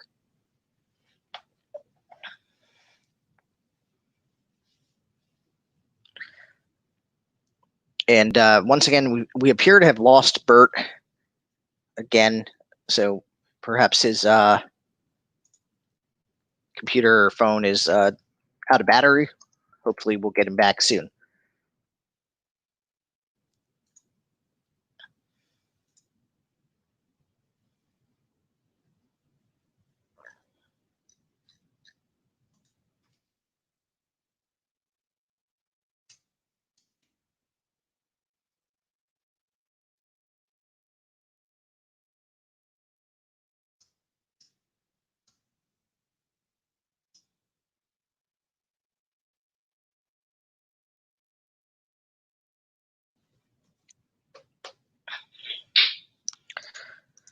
So Sean Miller here has 1.2 million in chips, roughly. His opponents both down under 300K now.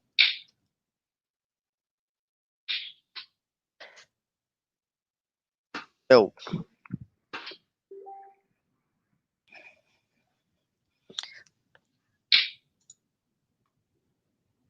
the question is the key question here.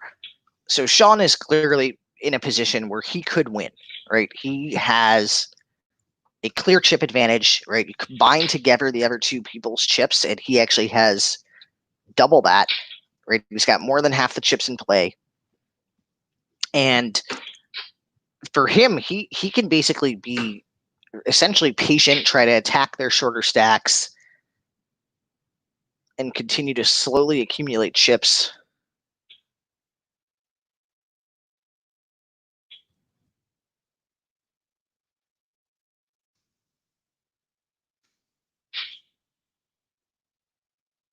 Blinds have gone up. We're at 6,000 to 12,000. Ante is 1,500.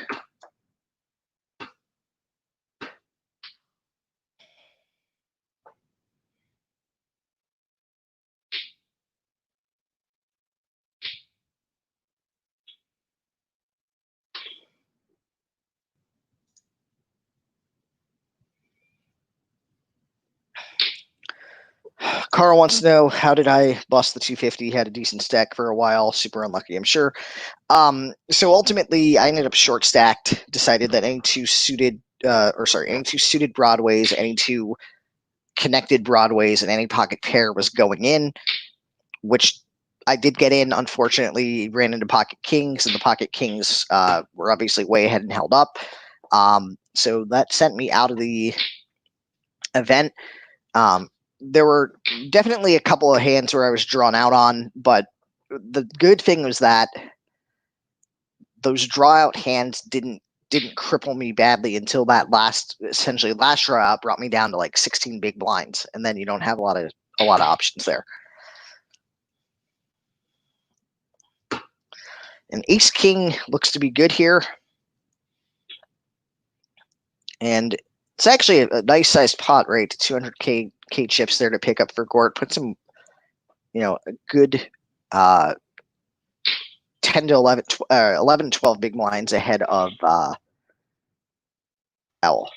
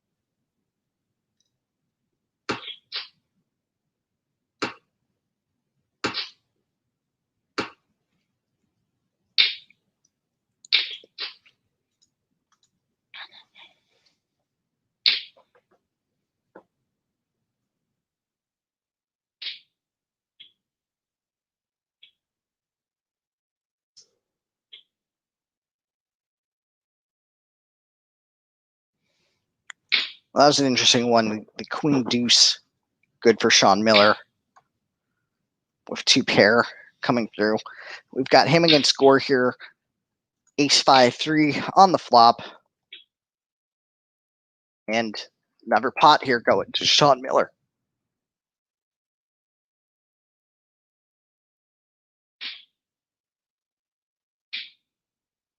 Sean Miller making the min raise here, called by Gore. The deuce jack 4 flop, 2 spades.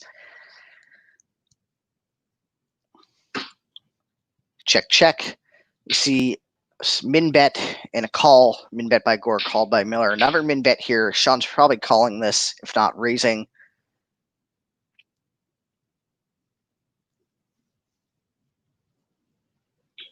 And he ups the fold. I mean, I guess that, you know, that's a sign where a hand like Jack 10, Queen 10 is probably good, and Miller knows that he's definitely missed and can't win. And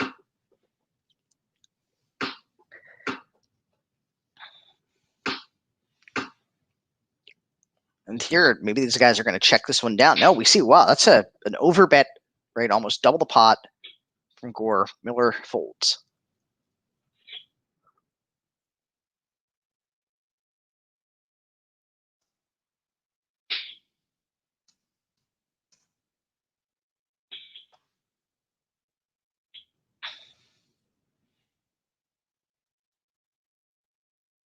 So Gallo now short stack down to 18 big blinds.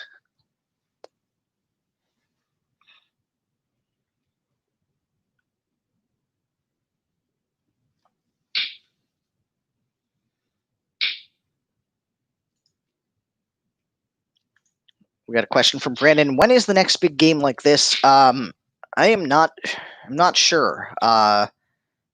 So if Corey is still up and on this stream, maybe we can get him to jump on and talk about that one.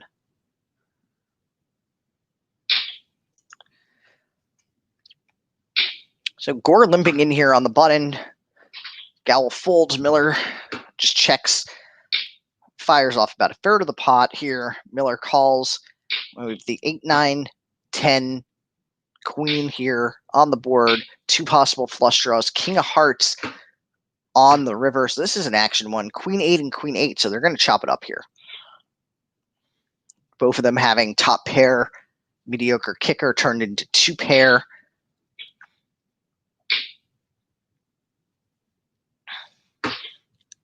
Now I have 3 Jack King, 2 club flop. We have a raise from Miller, so min bet from Gore, 4x raise by Miller. It is called. The 6 of clubs has just hit on the turn. So if anyone was drawing to the flush, their flush got there. And now we see 7 of diamonds on the river. Miller puts out about a little more than half pot here. And Gore folds. So Miller's taken down another pot.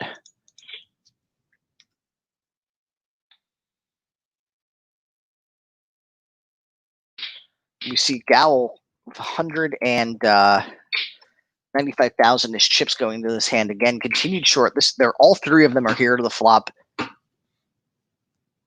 Miller bets about a third of the pot. We have a call from Gore and a fold by Gowl. The 6 of spades here. So 2 possible flush draws out there, and then the 5 hits. So we could also have the straight here in addition. And we see 2 pair, 8-6, good for Mr. Gore. 380,517 chips for him. That's 32 big blinds.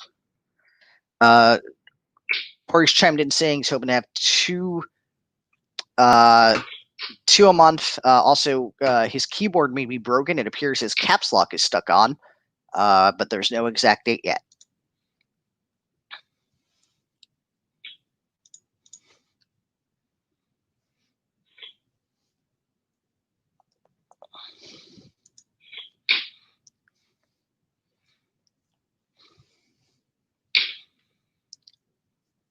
And here Gallo with the raise, called by Gore, ace queen 3 on the flop. We see about half pot being bet by Gallo. Gore calls 7 of hearts on the turn.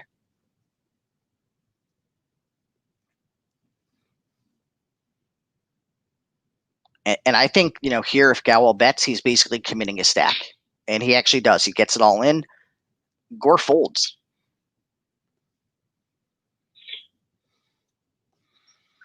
And no, apparently Corey's caps lock is intentionally on. So I thought he might have needed to get a new keyboard. I thought it might have broke, but nope, he has it on intentionally.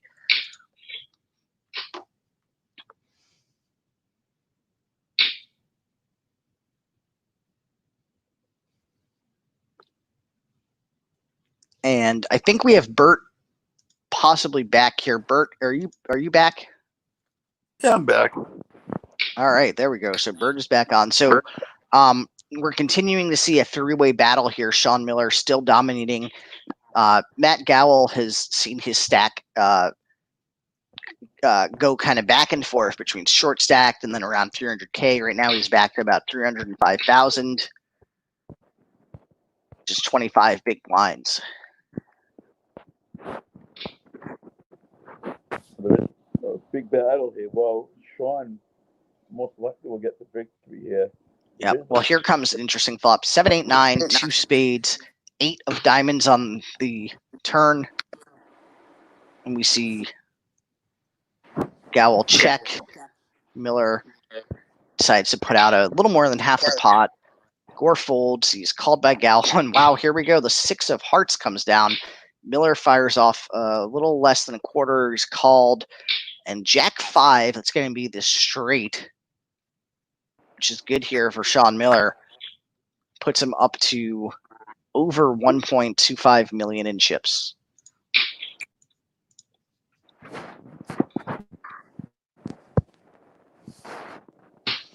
And it looks like too, in this sort of small blind position or on the button, Miller seems to be calling relatively wide or limping relatively wide, and I think that's because he's kind of realizing if he gets lucky, let's say his opponent has a hand like Queen Jack, and the flop comes down and it's like Queen 3-6, and he has 3-6. He may be able to get their chips there.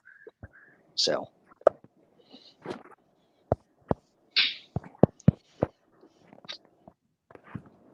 Gowell raised or calls the Deuce, King, Ace, 2 diamonds here. We got about a half pot bet and a snap fold from Gore. Jason now under 200,000. So Corey apparently has a brand new laptop, which he won in a raffle.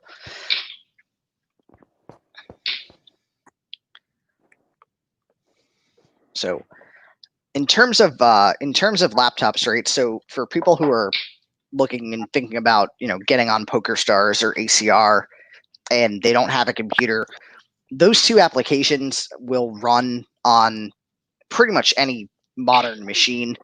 The biggest thing is the new PokerStars graphics engine requires it basically uses hardware video acceleration, so you'll want to have at least some sort of decent computer. You're probably gonna have to tone down the settings on it, but there's no need to go out and spend like $2,000 on a laptop to play ACR or Stars. You can basically get like a $300, $400 cheap computer at Best Buy, and it should run that fine.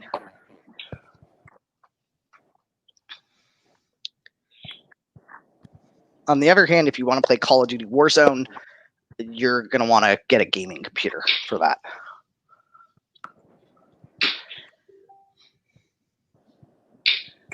And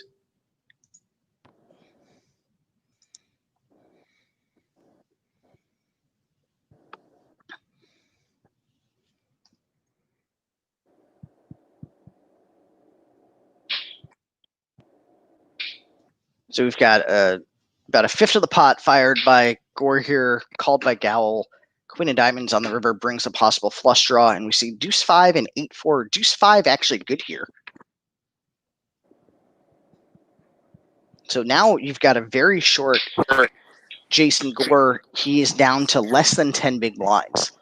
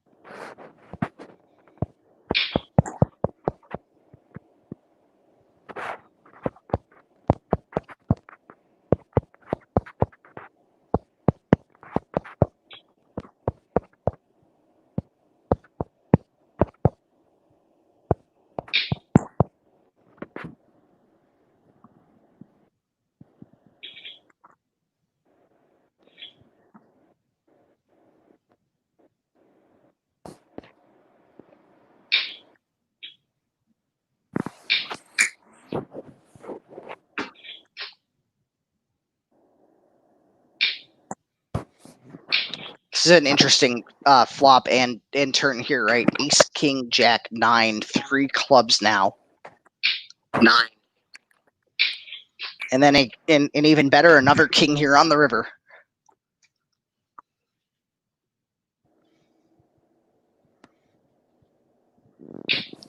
And now Gore will have to go all in to call.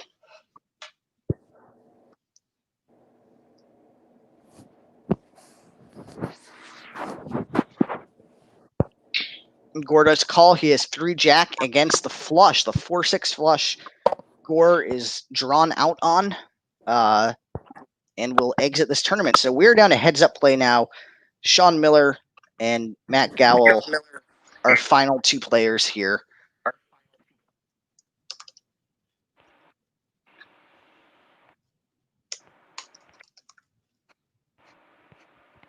And Matt Gowell with short stack at least can pick up 4,500. Well, Gowell is actually proposing a chop, a 50-50 chop, and the chop value right now would be it would be 5,500 each. So it'll be interesting to see Miller's response here.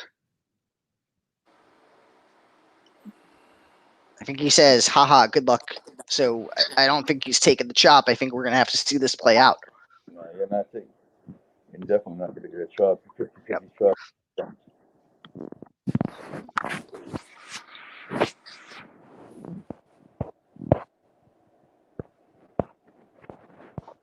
But yeah, Miller has more than triple stack. I mean, if we offer maybe like 5,000, 6,000, you may go for that, but I can't see anything else in there.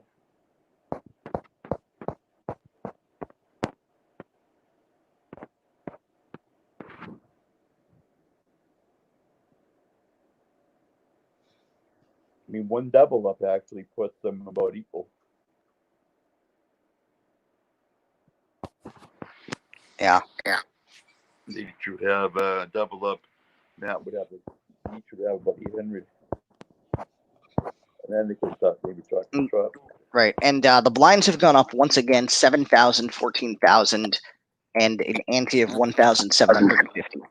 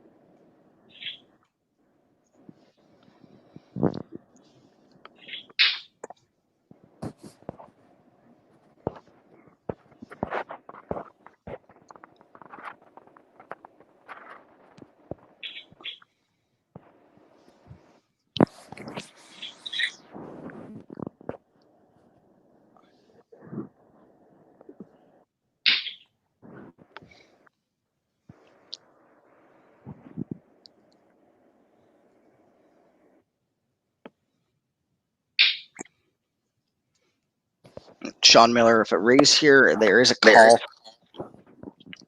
10-3-9 mixed suits on the flop.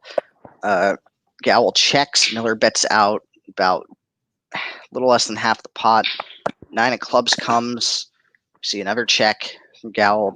Miller checks, and 6 of clubs is the river card. So we see a check from Gowell. Miller puts in about half pot, a little more than half pot actually, closer to about 2/3.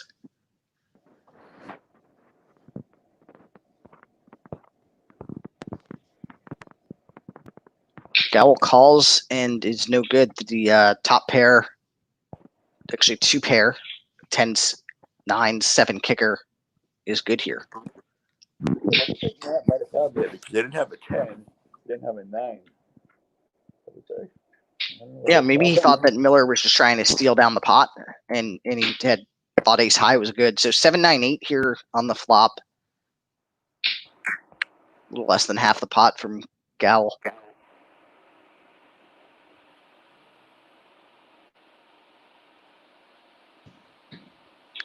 Miller folds.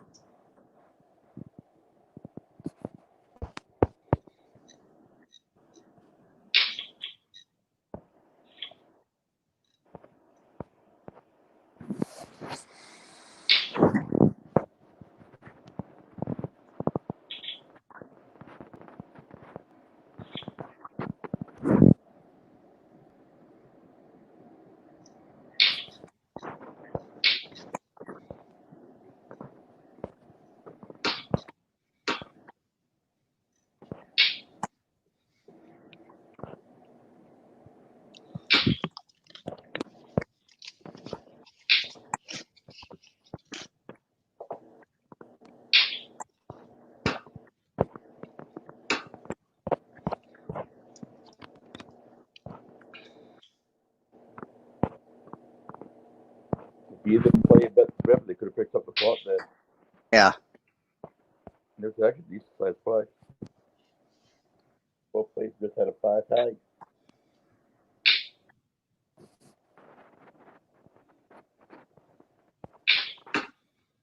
And queen, 2 diamonds.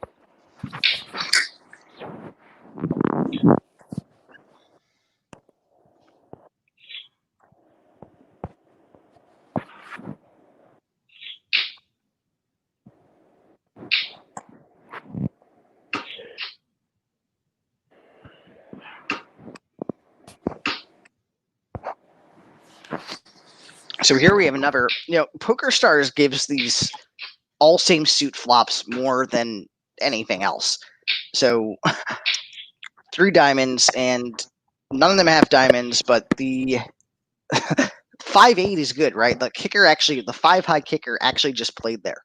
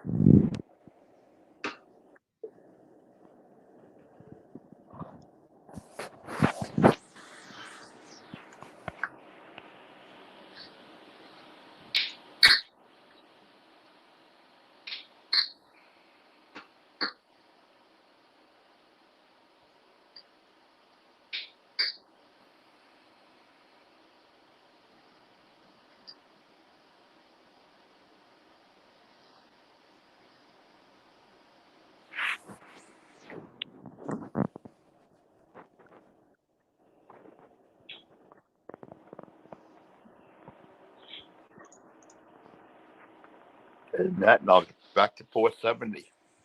Yeah. And the thing with these two, they have enough chips. Like Gowell has enough chips that he doesn't have to, like, if he gets a hand like Ace King, he doesn't have to just ship it in. So you can actually see some decent skilled poker play here.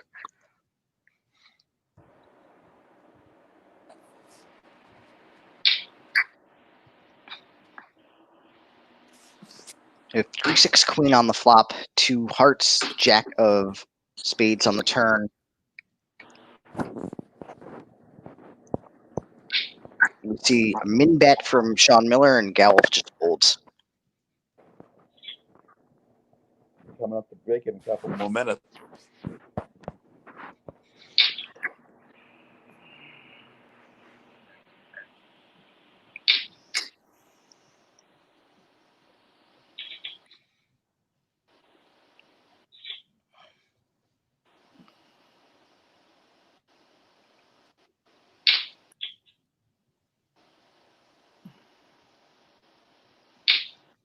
So here we see Gowell raising, Miller folding.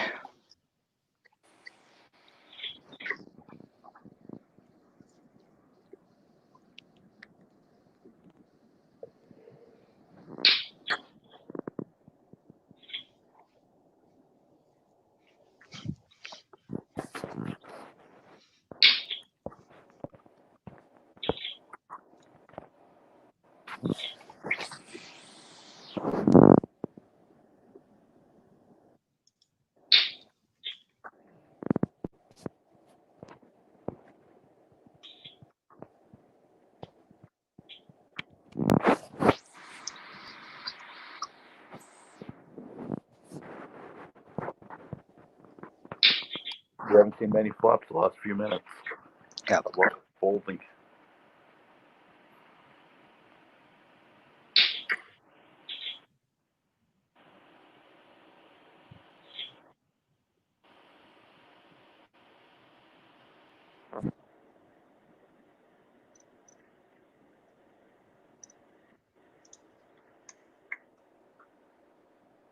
So with this break here, so we see Sean Miller obviously still way ahead. This was a bounty tournament. He would actually picked up a lot of bounties here at the final table because he just kept knocking out short stack after short stack. But Sean's chip stack 1.3 million. He has 94 big blinds. And then Matty Gowell here with 32 big blinds, about 447,000. So, Gowell clearly, if he's going to get to catch up right to Miller, he basically needs to double up off him. And then they'll have about even chip stacks. But each would have about 900,000. And then maybe you would get a try.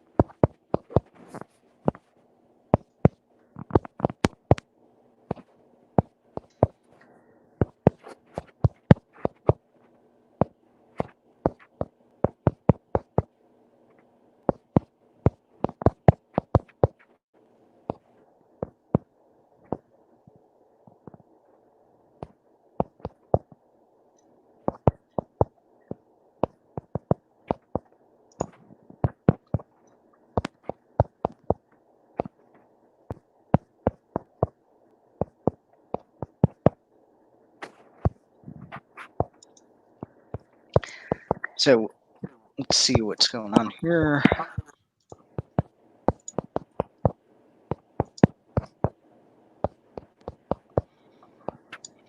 A question came in from Brandon. You can't run PokerStars Club on mobile, though, correct? So Brandon is correct. Unfortunately, PokerStars never built the home game capability into their mobile app, which is almost a joke because you would think that they would recognize, mobile is important. People want to play on iPads and iPhones and Android tablets, but their app is basically limited in functionality. You can only do desktop on a Mac or a Windows machine to play the home games. There is a workaround that people could use to basically run it on their iPad or phone, but it's basically just using the remote desktop app to connect to a computer that has stars on it. That's really the only way to get it on your phone.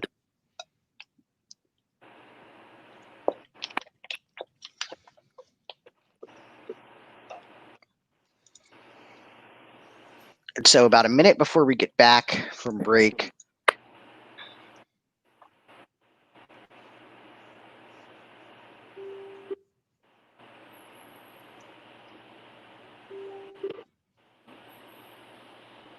let's see. And then Matt, good news. Matt Gowell is going to join us live on the stream. Let me send him a link to join. Oh.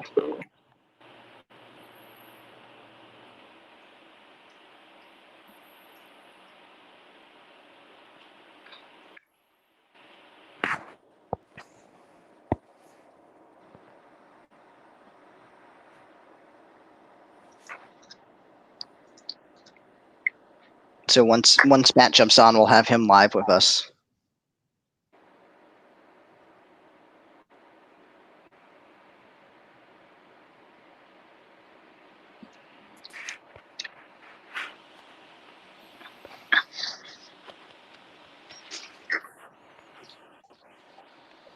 and action's back underway. So, and by the way, Sean Miller, I think, was one of the first people to sign up to play this tournament.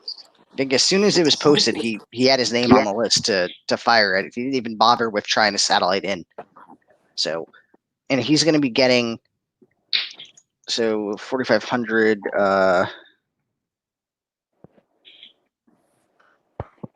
He's going to be getting a return of like 1,700%. Okay, which would be great. And so, I think I've got Matt here live now. Matt, are you there? Yeah, can you hear me? Yes, awesome. So we can hear you. So this is working good. So, so congratulations getting down to the final two. You're in a heads-up battle here against Sean, and you're in the unfortunate position of, compared to him, having about a third of the, maybe a little more than a third of the chip stack. So, are you still hoping to win this thing, or are you hoping to maybe get more even and try to go for the chop? We'll see what happens. I mean, obviously, what's probably going to happen, we'll see what time it is. What's probably going to happen is if I double up, we're going to be pretty much even, unless I creep up. So if we're even, we'll talk about it, but I'm really not thinking about, I'm just thinking about surviving at this point. But what's funny is probably at 4 or 5 p.m., I doubled Sean up from a small stack today. So this is my fault. Yeah. Well, if you didn't double him up, you would have been probably facing some other person at the final table. So yeah, which would have been probably better than Sean. Yeah. So that's a sign of respect there, because he's definitely one of the more skilled players in the New England poker scene. I believe actually he is a top 20 player in New Hampshire. I've final tabled a few things in New Hampshire with him, so I'm familiar with him. So Matt, where do you play most of your poker? New Hampshire. I live in Maine, so we don't really have. I play a lot of private games. There's a couple clubs up here that I play. I actually won 2 years in a row. We did a big league-wide main event satellite. So this would have been my second year in a row going to the WSOP, but we'll see what happens. Yeah, I was supposed to head out there in about 3 weeks to play. I was going to play the Colossus, but that got canceled or postponed. So maybe in the fall, if they run that, I'll take a trip in November or whatever they schedule it. By the way, the New Hampshire list, actually, it turns out that Sean is number 23, so he's a top 25 player in the state. When live action gets back going, if he can cash for about $500 somewhere, he'll move up to number 22, and if he's able to pick up he'll need a little over 10,000 in winnings, he can move up to a top 20 spot. So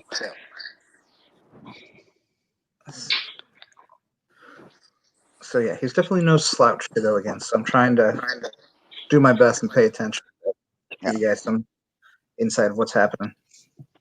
And so, do you in Maine? I know they have Oxford Casino. Does that have poker or not? It does not. So, and I'm closer to Oxford. I live in Portland. So okay, yeah. So you'd be probably an hour to drive to Oxford from Portland, or yeah. Like I work probably 40 minutes from Oxford, but there's no poker there anyways. We have poker in Bangor, but that's probably 2 hours away. So Seabrook is probably our closest. Yeah, Bangor from Portland is actually probably further away than the Brook, but and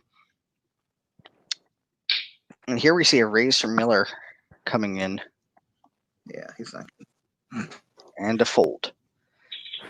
Now, a lot of players from Maine actually play at Seabrook and Hampton, and I have heard from a lot of players that there are a few good, juicy games in Portland area. Yes, there's a couple well-run home games that are pretty juicy. And from Portland, actually, too, the other room that is probably about a 4-hour trip away, maybe a bit more, maybe like 5 hours. But if you head up to Canada, which unfortunately the border is closed right now, there's Playground Poker Club, which is just south of Montreal. And that, I guess it looks like that's about a 5-hour trip from Portland. It's about from Boston, about 5 hours as well. Yeah, I mean, we're probably at that point we just might as well go to Foxwoods or Encore. That's true, though. The nice thing about Playground Poker in Canada, there's no tax in Canada on gaming winnings. So you win a big tournament up there, you don't owe any tax on it. And they also have some pretty big guarantee events that they'll run. Like they'll have like $1 million guarantee WPT event, and they probably have some of the best, I would say, best dealers in North America up there in terms of staffing. Take that, Bert? Is Bert going to allow you to say that?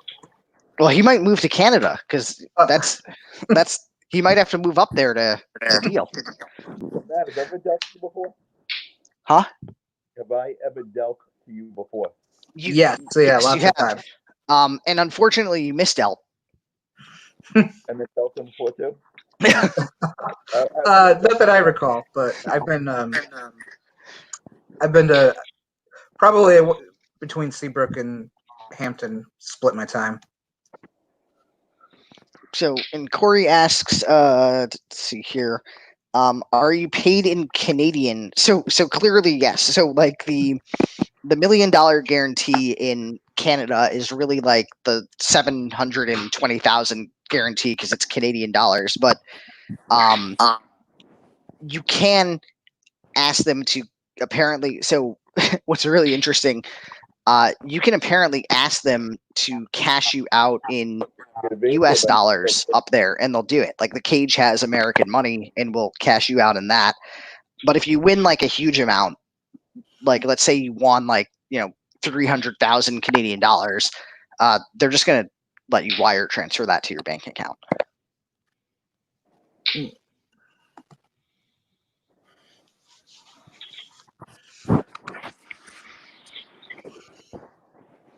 Also, I estimated the U.S. Canadian dollar exchange rate there.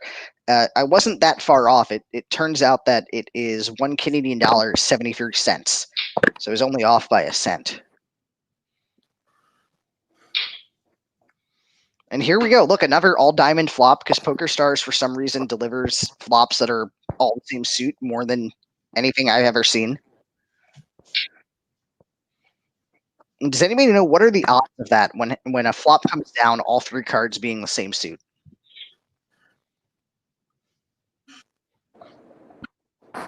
Not good.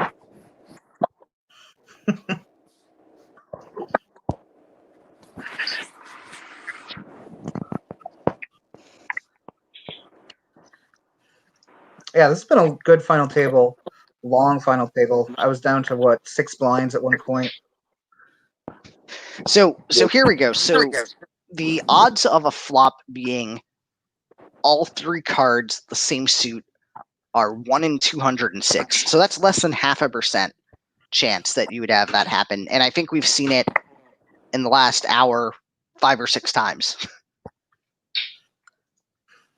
206.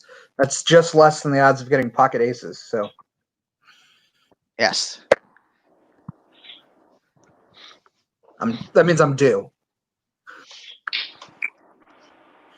And it could be a wild twist of events here in this tournament if, let's say you woke up with pocket aces, Miller had pocket kings, and the chips go all in and you double up off him and he gets knocked down to we'll be flipped. half the stack. Yeah. But then again, this is PokerStars, so you might get in with aces, and if he has kings, the king hits on the flop, and then for overkill, quads on the river.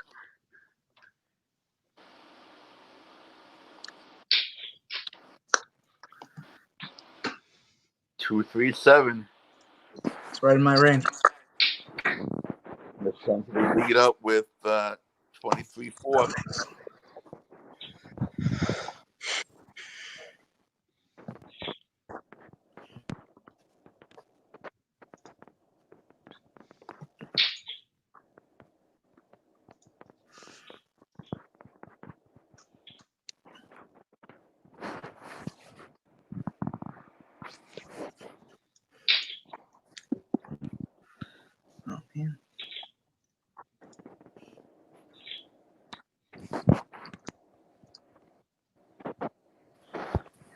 So Matt, congratulations on your big win. I saw.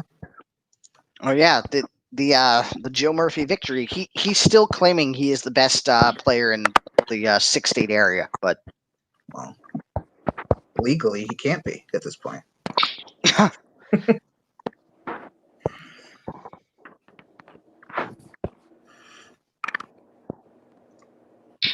Right, that's enough.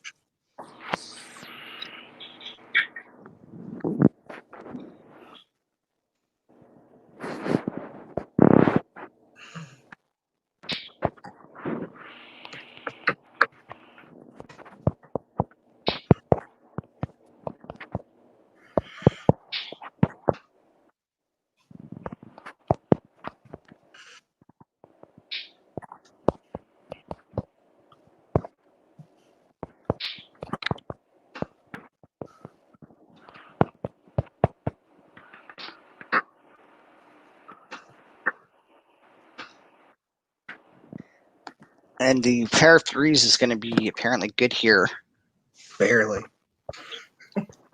barely. So you had the pair of deuces. Nah, I had ace 4. He had ace 3. Ah, So he sucked out. yeah, he did. He did. He did have to draw out on you there.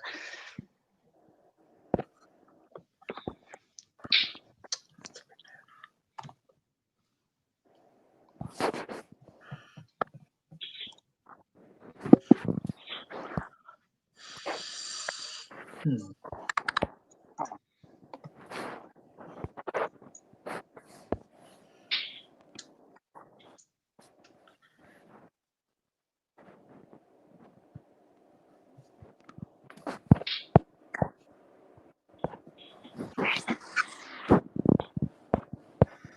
Miller is still his chip stack still triple his opponent.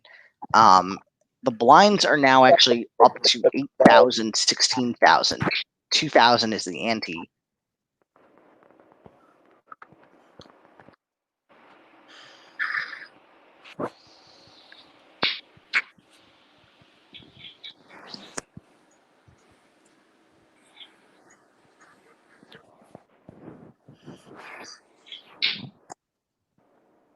All right.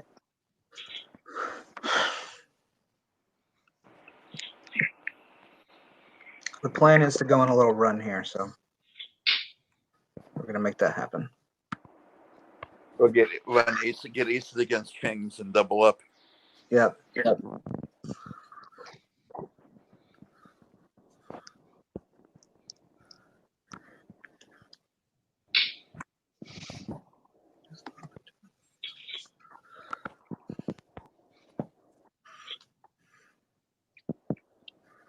I once lost aces against queens because the guy with queens ended up running out quads. One of the tournaments this week on Float the Flop, I busted with kings versus aces. We both hit an ace and a king, and they turned quads. Ouch. So I didn't suck out, but Yeah, and so the the hand that I had, right? So I think I was in the blind, and somebody raised, another guy called, and so I was thinking, all right, things are looking pretty good. I moved all in, or no, I didn't move all in. I re-raised. The other guy shipped it all in. The second caller folded, and then I obviously called with pocket aces, and I'm like, oh, good, he has queens. I'm way ahead here. And immediately on the flop, queen, and he rivers another queen for overkill. yeah. just in case you didn't feel bad enough. All right.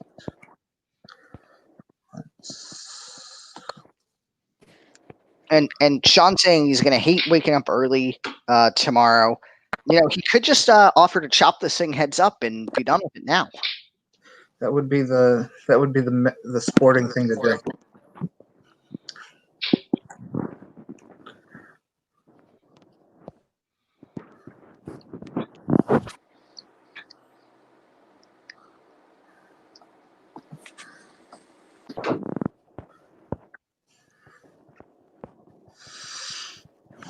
here on the turn, we see a check from Matt. We see Sean taking some time.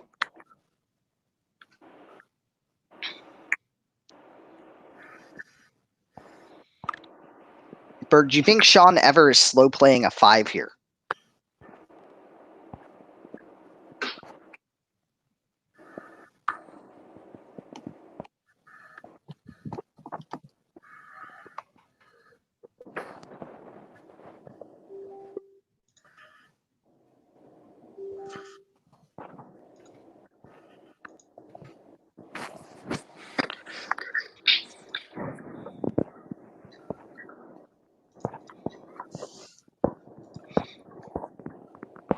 Whoops. Wow. The 10 is good. It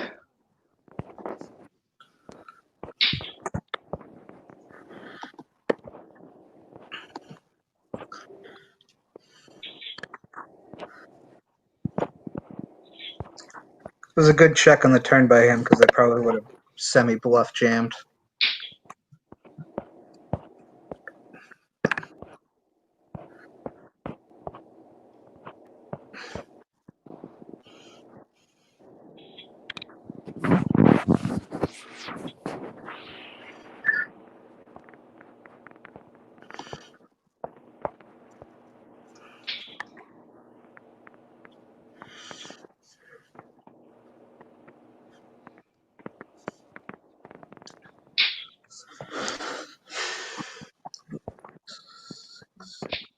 Oh, okay.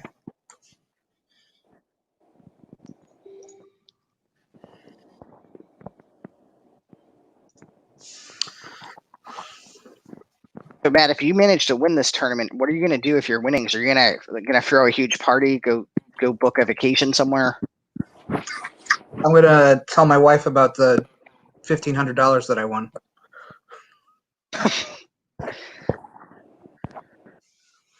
What is he doing right here?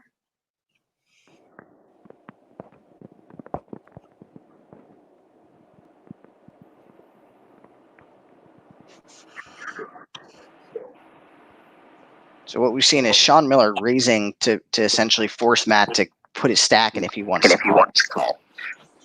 I think I might be flipping here.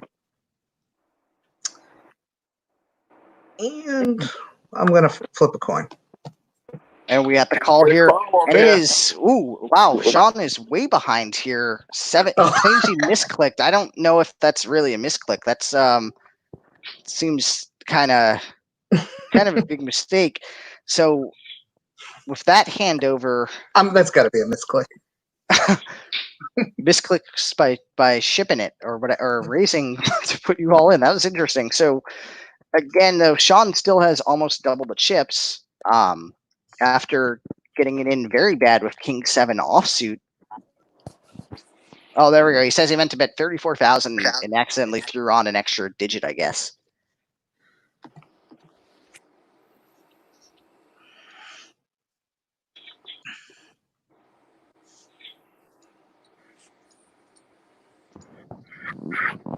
Yeah, that really did not make much sense to me.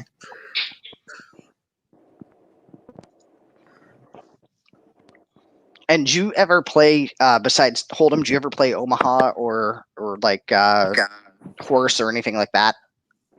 I'll play Omaha, but I'm not skilled in high-low or 8 or better, so I stay away from those games. Yeah. That's one of the Monday night float the flop tournament is actually it's like a $35 Omaha high low, which is actually pretty fun because it's not a lot of funds to risk if you're not that great at it. But the craziest game I've seen is the 6-card PLO high low. Wow. So it's like the Big O game, right? 5 cards, then throw another card in there. And basically there's people always have multiple draws, right? So you can, you flop like a straight or something, and somebody always has a draw to a flush or a draw to a boat or quads or whatever.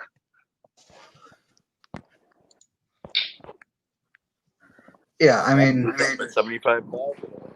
I'll play 5-card PLO sometimes on like Poker Bros or something, but people get too insane in that stuff for me. Actually, I do really enjoy open face Chinese. I love Chinese. I tried playing open face Chinese for like a couple of $10 matches on Poker Bros. I proceeded to punt off my money. Yeah, it cost me a good chunk to figure out the game, but and that's one the of my favorite games. Yeah, the other good thing about some of the online poker apps, like you'll have blinds that are like 5 cent, 10 cent, or 1 cent, 2 cent, or whatever. So those super low stakes let somebody basically take like $10, right, and buy into a game, and you're actually deeply stacked because it's blinds of 2 cents for the big blind. Mm-hmm.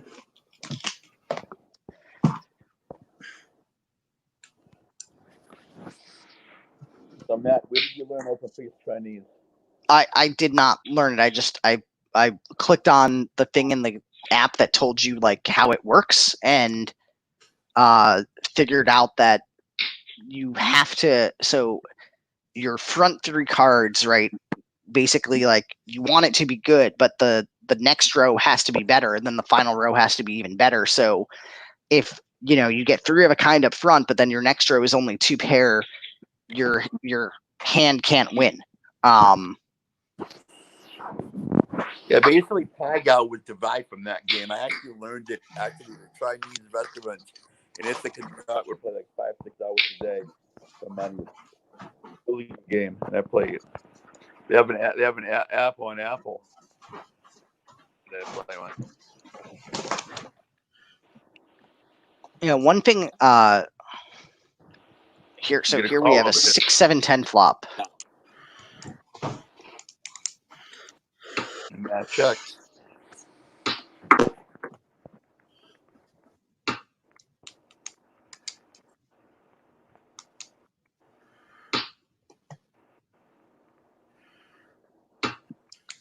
And ace deuce and 3-3, 3-3 is good.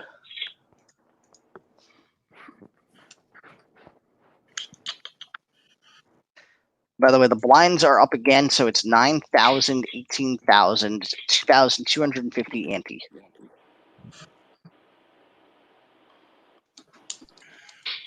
All right, finally a hand we can call with.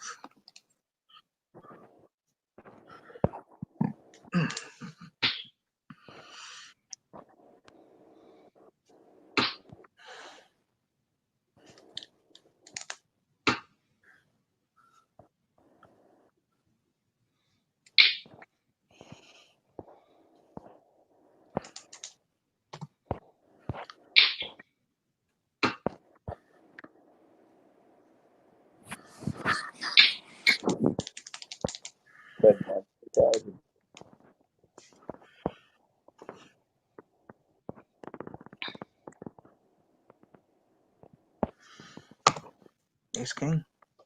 Whoa, Poker Stars, don't disconnect me.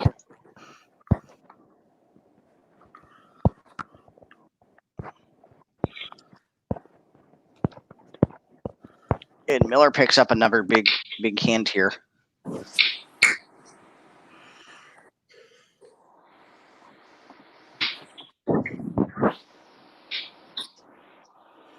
What's interesting, the way that this tournament was structured, right, with the number of people that got in, you actually still have a scenario where between the two of you heads up, there's 98 big blinds of chips, right? So it's not like you're both short down to sub 20 stacks and it's all in or fold every hand.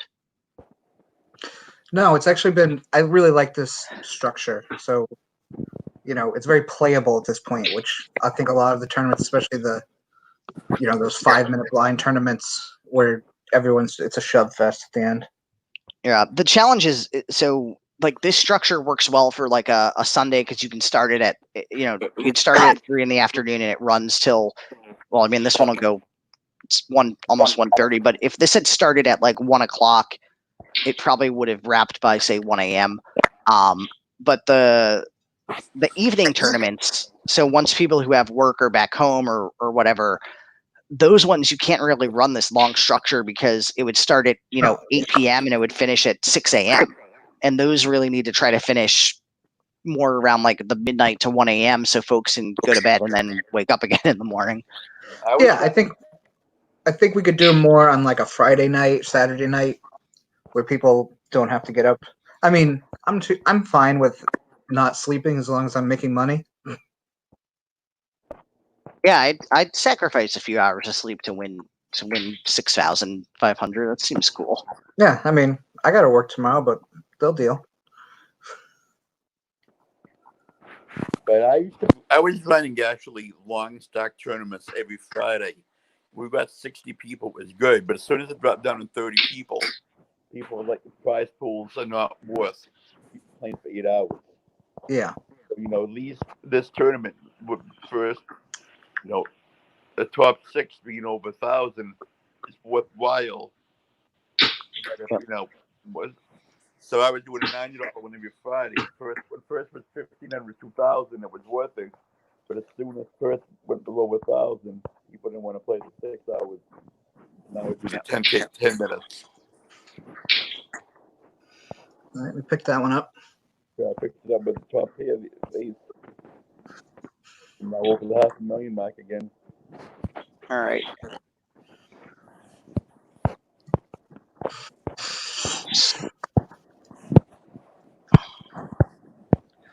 So,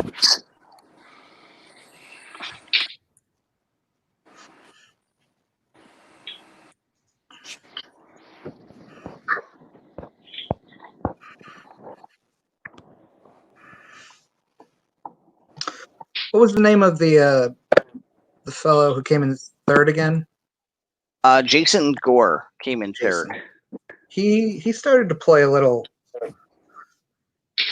really aggro for his stack, and I was just honestly waiting for Sean to knock him out until I ended up doing it. But I wonder if he felt like the only way he could win was to try to double up off Sean or you, right? Because essentially, it was sort of his idea was, well, I'm either going to try to double up this thing and have a shot at the 6K, or I'm fine going out and collecting 3,000, which is not a bad return for the day, right? That's Oh, but it's a 1,500 pay jump in the scale. Yeah. That's pretty. That's what I was saying. At that point, I was like, is Drew versus Jason. Let's see if we get that extra 1,500. And then after you knock, then you go after the win. Then you wrap the sun by knocking him out. And I picked you up an extra $1,500. He actually has a Hampton Fall deal. He might have dealt to you before also. I don't think he's in my caliber though.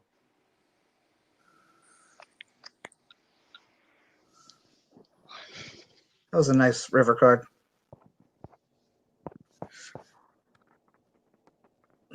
Apparently, our buddy Chris Polino once dealt at Hampton Falls too. Yes, he has dealt at Hampton Falls. Yes, he actually is an extremely good deal. He has a little bit of issues with his watch and telling time, but as a deal, he's actually one of the best.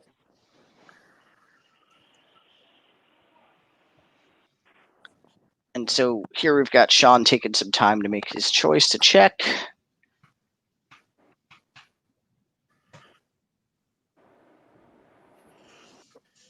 So what is missing from Poker Stars, and at least in this view, is normally you would see like the time to the next. Oh wait, maybe I gotta click on this. Hold on. I can tell you, we have 4 minutes. Or if you go to the lobby, you can see it too. That didn't do it. Nope.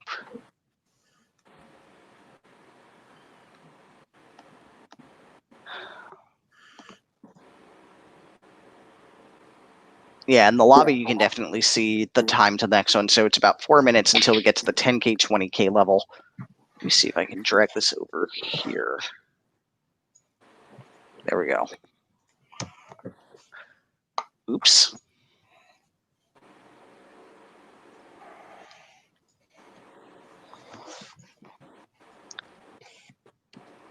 It's nice just to be at a stack level where it can open most buttons.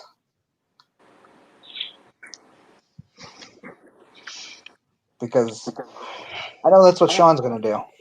And by the way, so Bert, we were talking about the heads up battle that I had against Joe Murphy on Saturday. So in order to make sure that Murphy could not essentially exploit my opens and raises, what I did is I actually opened a random amount between essentially a min raise and 3.5x every time, just totally at random. So one, like Alex Lacoste was doing the live stream of that, and he was like, kept saying, "Hey, Solon just raises a different amount every time." Well, what I was doing was literally taking the size of the big blind, randomly choosing a number between 2.0 and 3.5 and opening by that amount to raise. And so there was zero way for Murphy to be able to exploit, because he'd never be able to pin essentially the size of the open to a range of hands.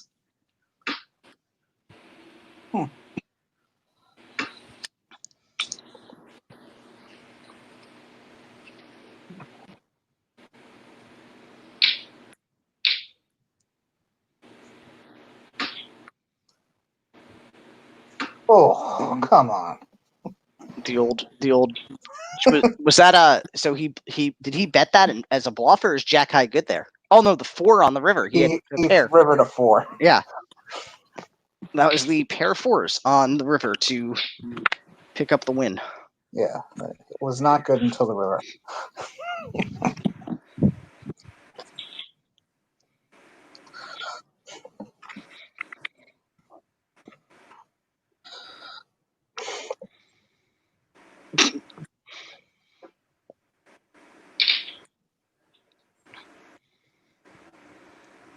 And we have been lucky that this week PokerStars has not crashed. I think they've managed to fix some of their technical problems that were causing a lot of crashes in the past. Yeah, I haven't seen it happen in the last week or two, so I'm very happy.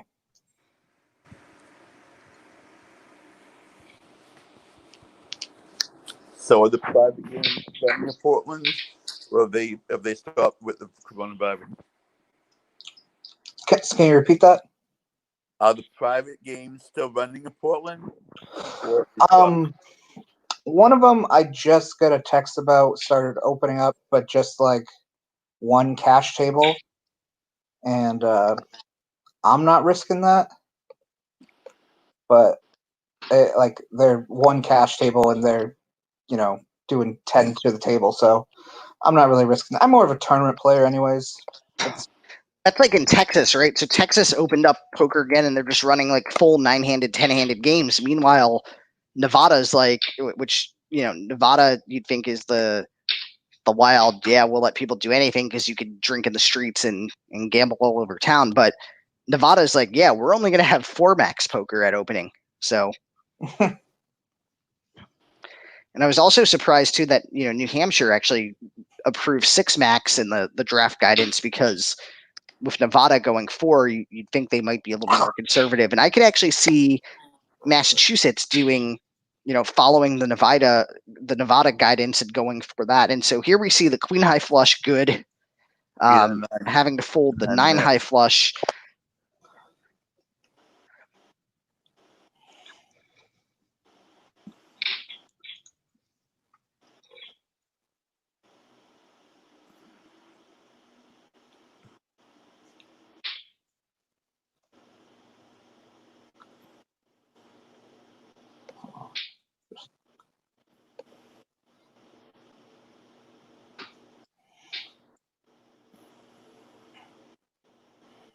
It's probably the first button Sean has limped in 30 minutes. And Sean stacked now more than 4 times Matt stack with about 1.4 million in chips.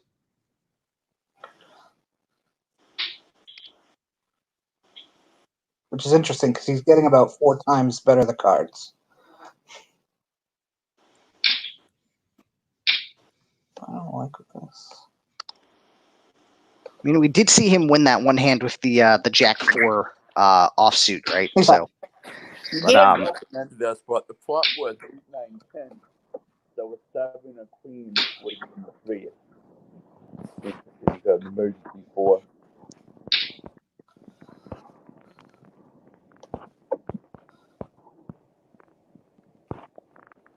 Oh, here comes the all-in. And we got, this could be it right here, folks. All-in bet from Matt here, 252,000 after Miller fired 29,955 into an 85,000 pot. Miller lays down top pair. So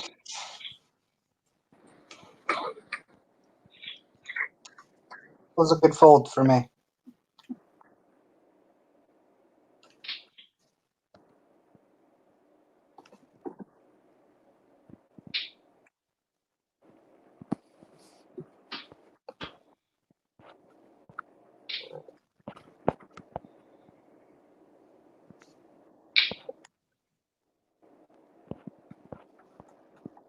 Yeah, 184,000 is far, and the 8 comes.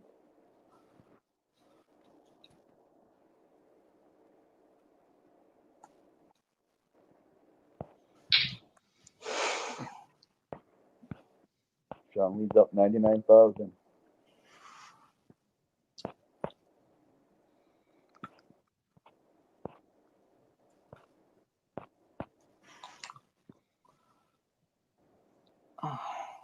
Well,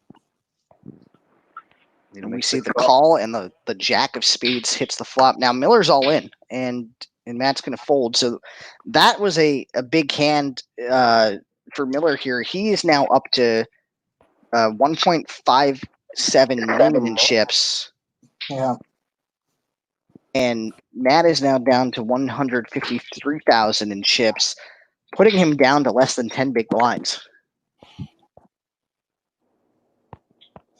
That goes all in there, and Sean instant folds. I think that's the tournament that. Here it is. This could be it here. We got the all-in and the call. Nope, not a call. Sorry. That was an all-in and a fold. Whoops. Well, no call. That was a fold. And here's an all-in from Sean. Matt's got a fold. So now I think we're going to see basically the options of being get it in or don't get it in because of the way the stack sizes are here.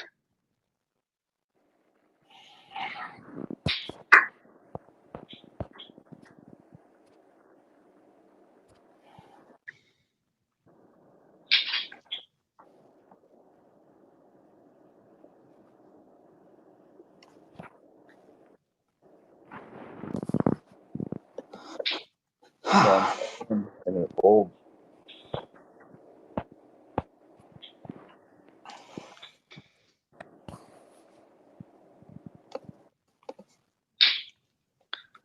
Now we see Gowa all in. Miller taking a little bit of time to make a decision.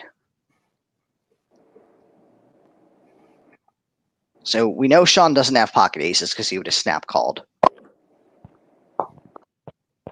He could slow roll. I don't see him really slow rolling pocket aces, pocket kings here, but he opts to fold.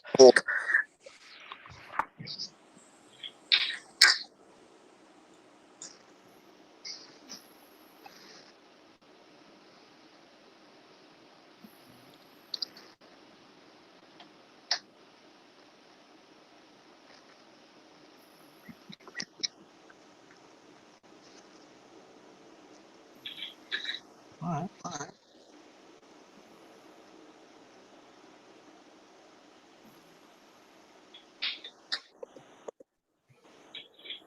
Right now, Miller has about 8 times the chip stack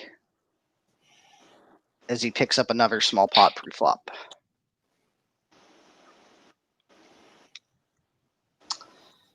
Miller is all in. 5 deuce.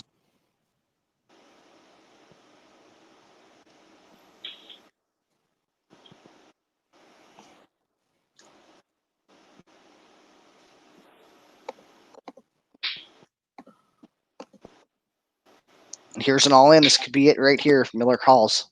I think he's going to call this one.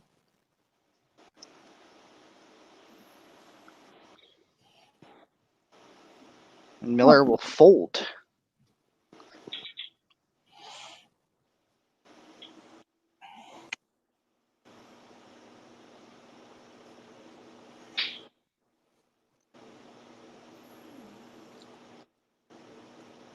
Miller ships it all in. Here we go. We have a call, and this could be it right here. Sean Miller with ace-3 against king 10 suited, and the king hits on the flop. Ooh. Oh, and the Oh. turn brings justice. And Sean Miller has managed to win it. Now, he did get the chips in good. So, I mean, that hand, the king 10, were you suited or offsuit there? Offsuit, but keep shoving. Oh, yeah, actually, we have the, hold on, we have the hand replayer on this thing. Let's see if this works. So, Heads up, shoving any kings is actually a good play there. yep. So, again, looking at this hand replayer tool, which we have here, so which apparently doesn't want to work because it's hidden itself behind. Actually, apparently it's frozen the entire computer. So in essentially here we saw Sean Miller. He has ace-3 offsuit, and we saw Matt with king 10 with 8 big blinds. You basically have any 2 broadways, right? You're getting it in. And from the flop perspective, it looks like Matt's gonna be on the path to a double up and be able to continue on. But here now it wants to work. All right, so pre-flop action, right? So Matt's in the big blind. Sean ships it all in. Matt decides to call.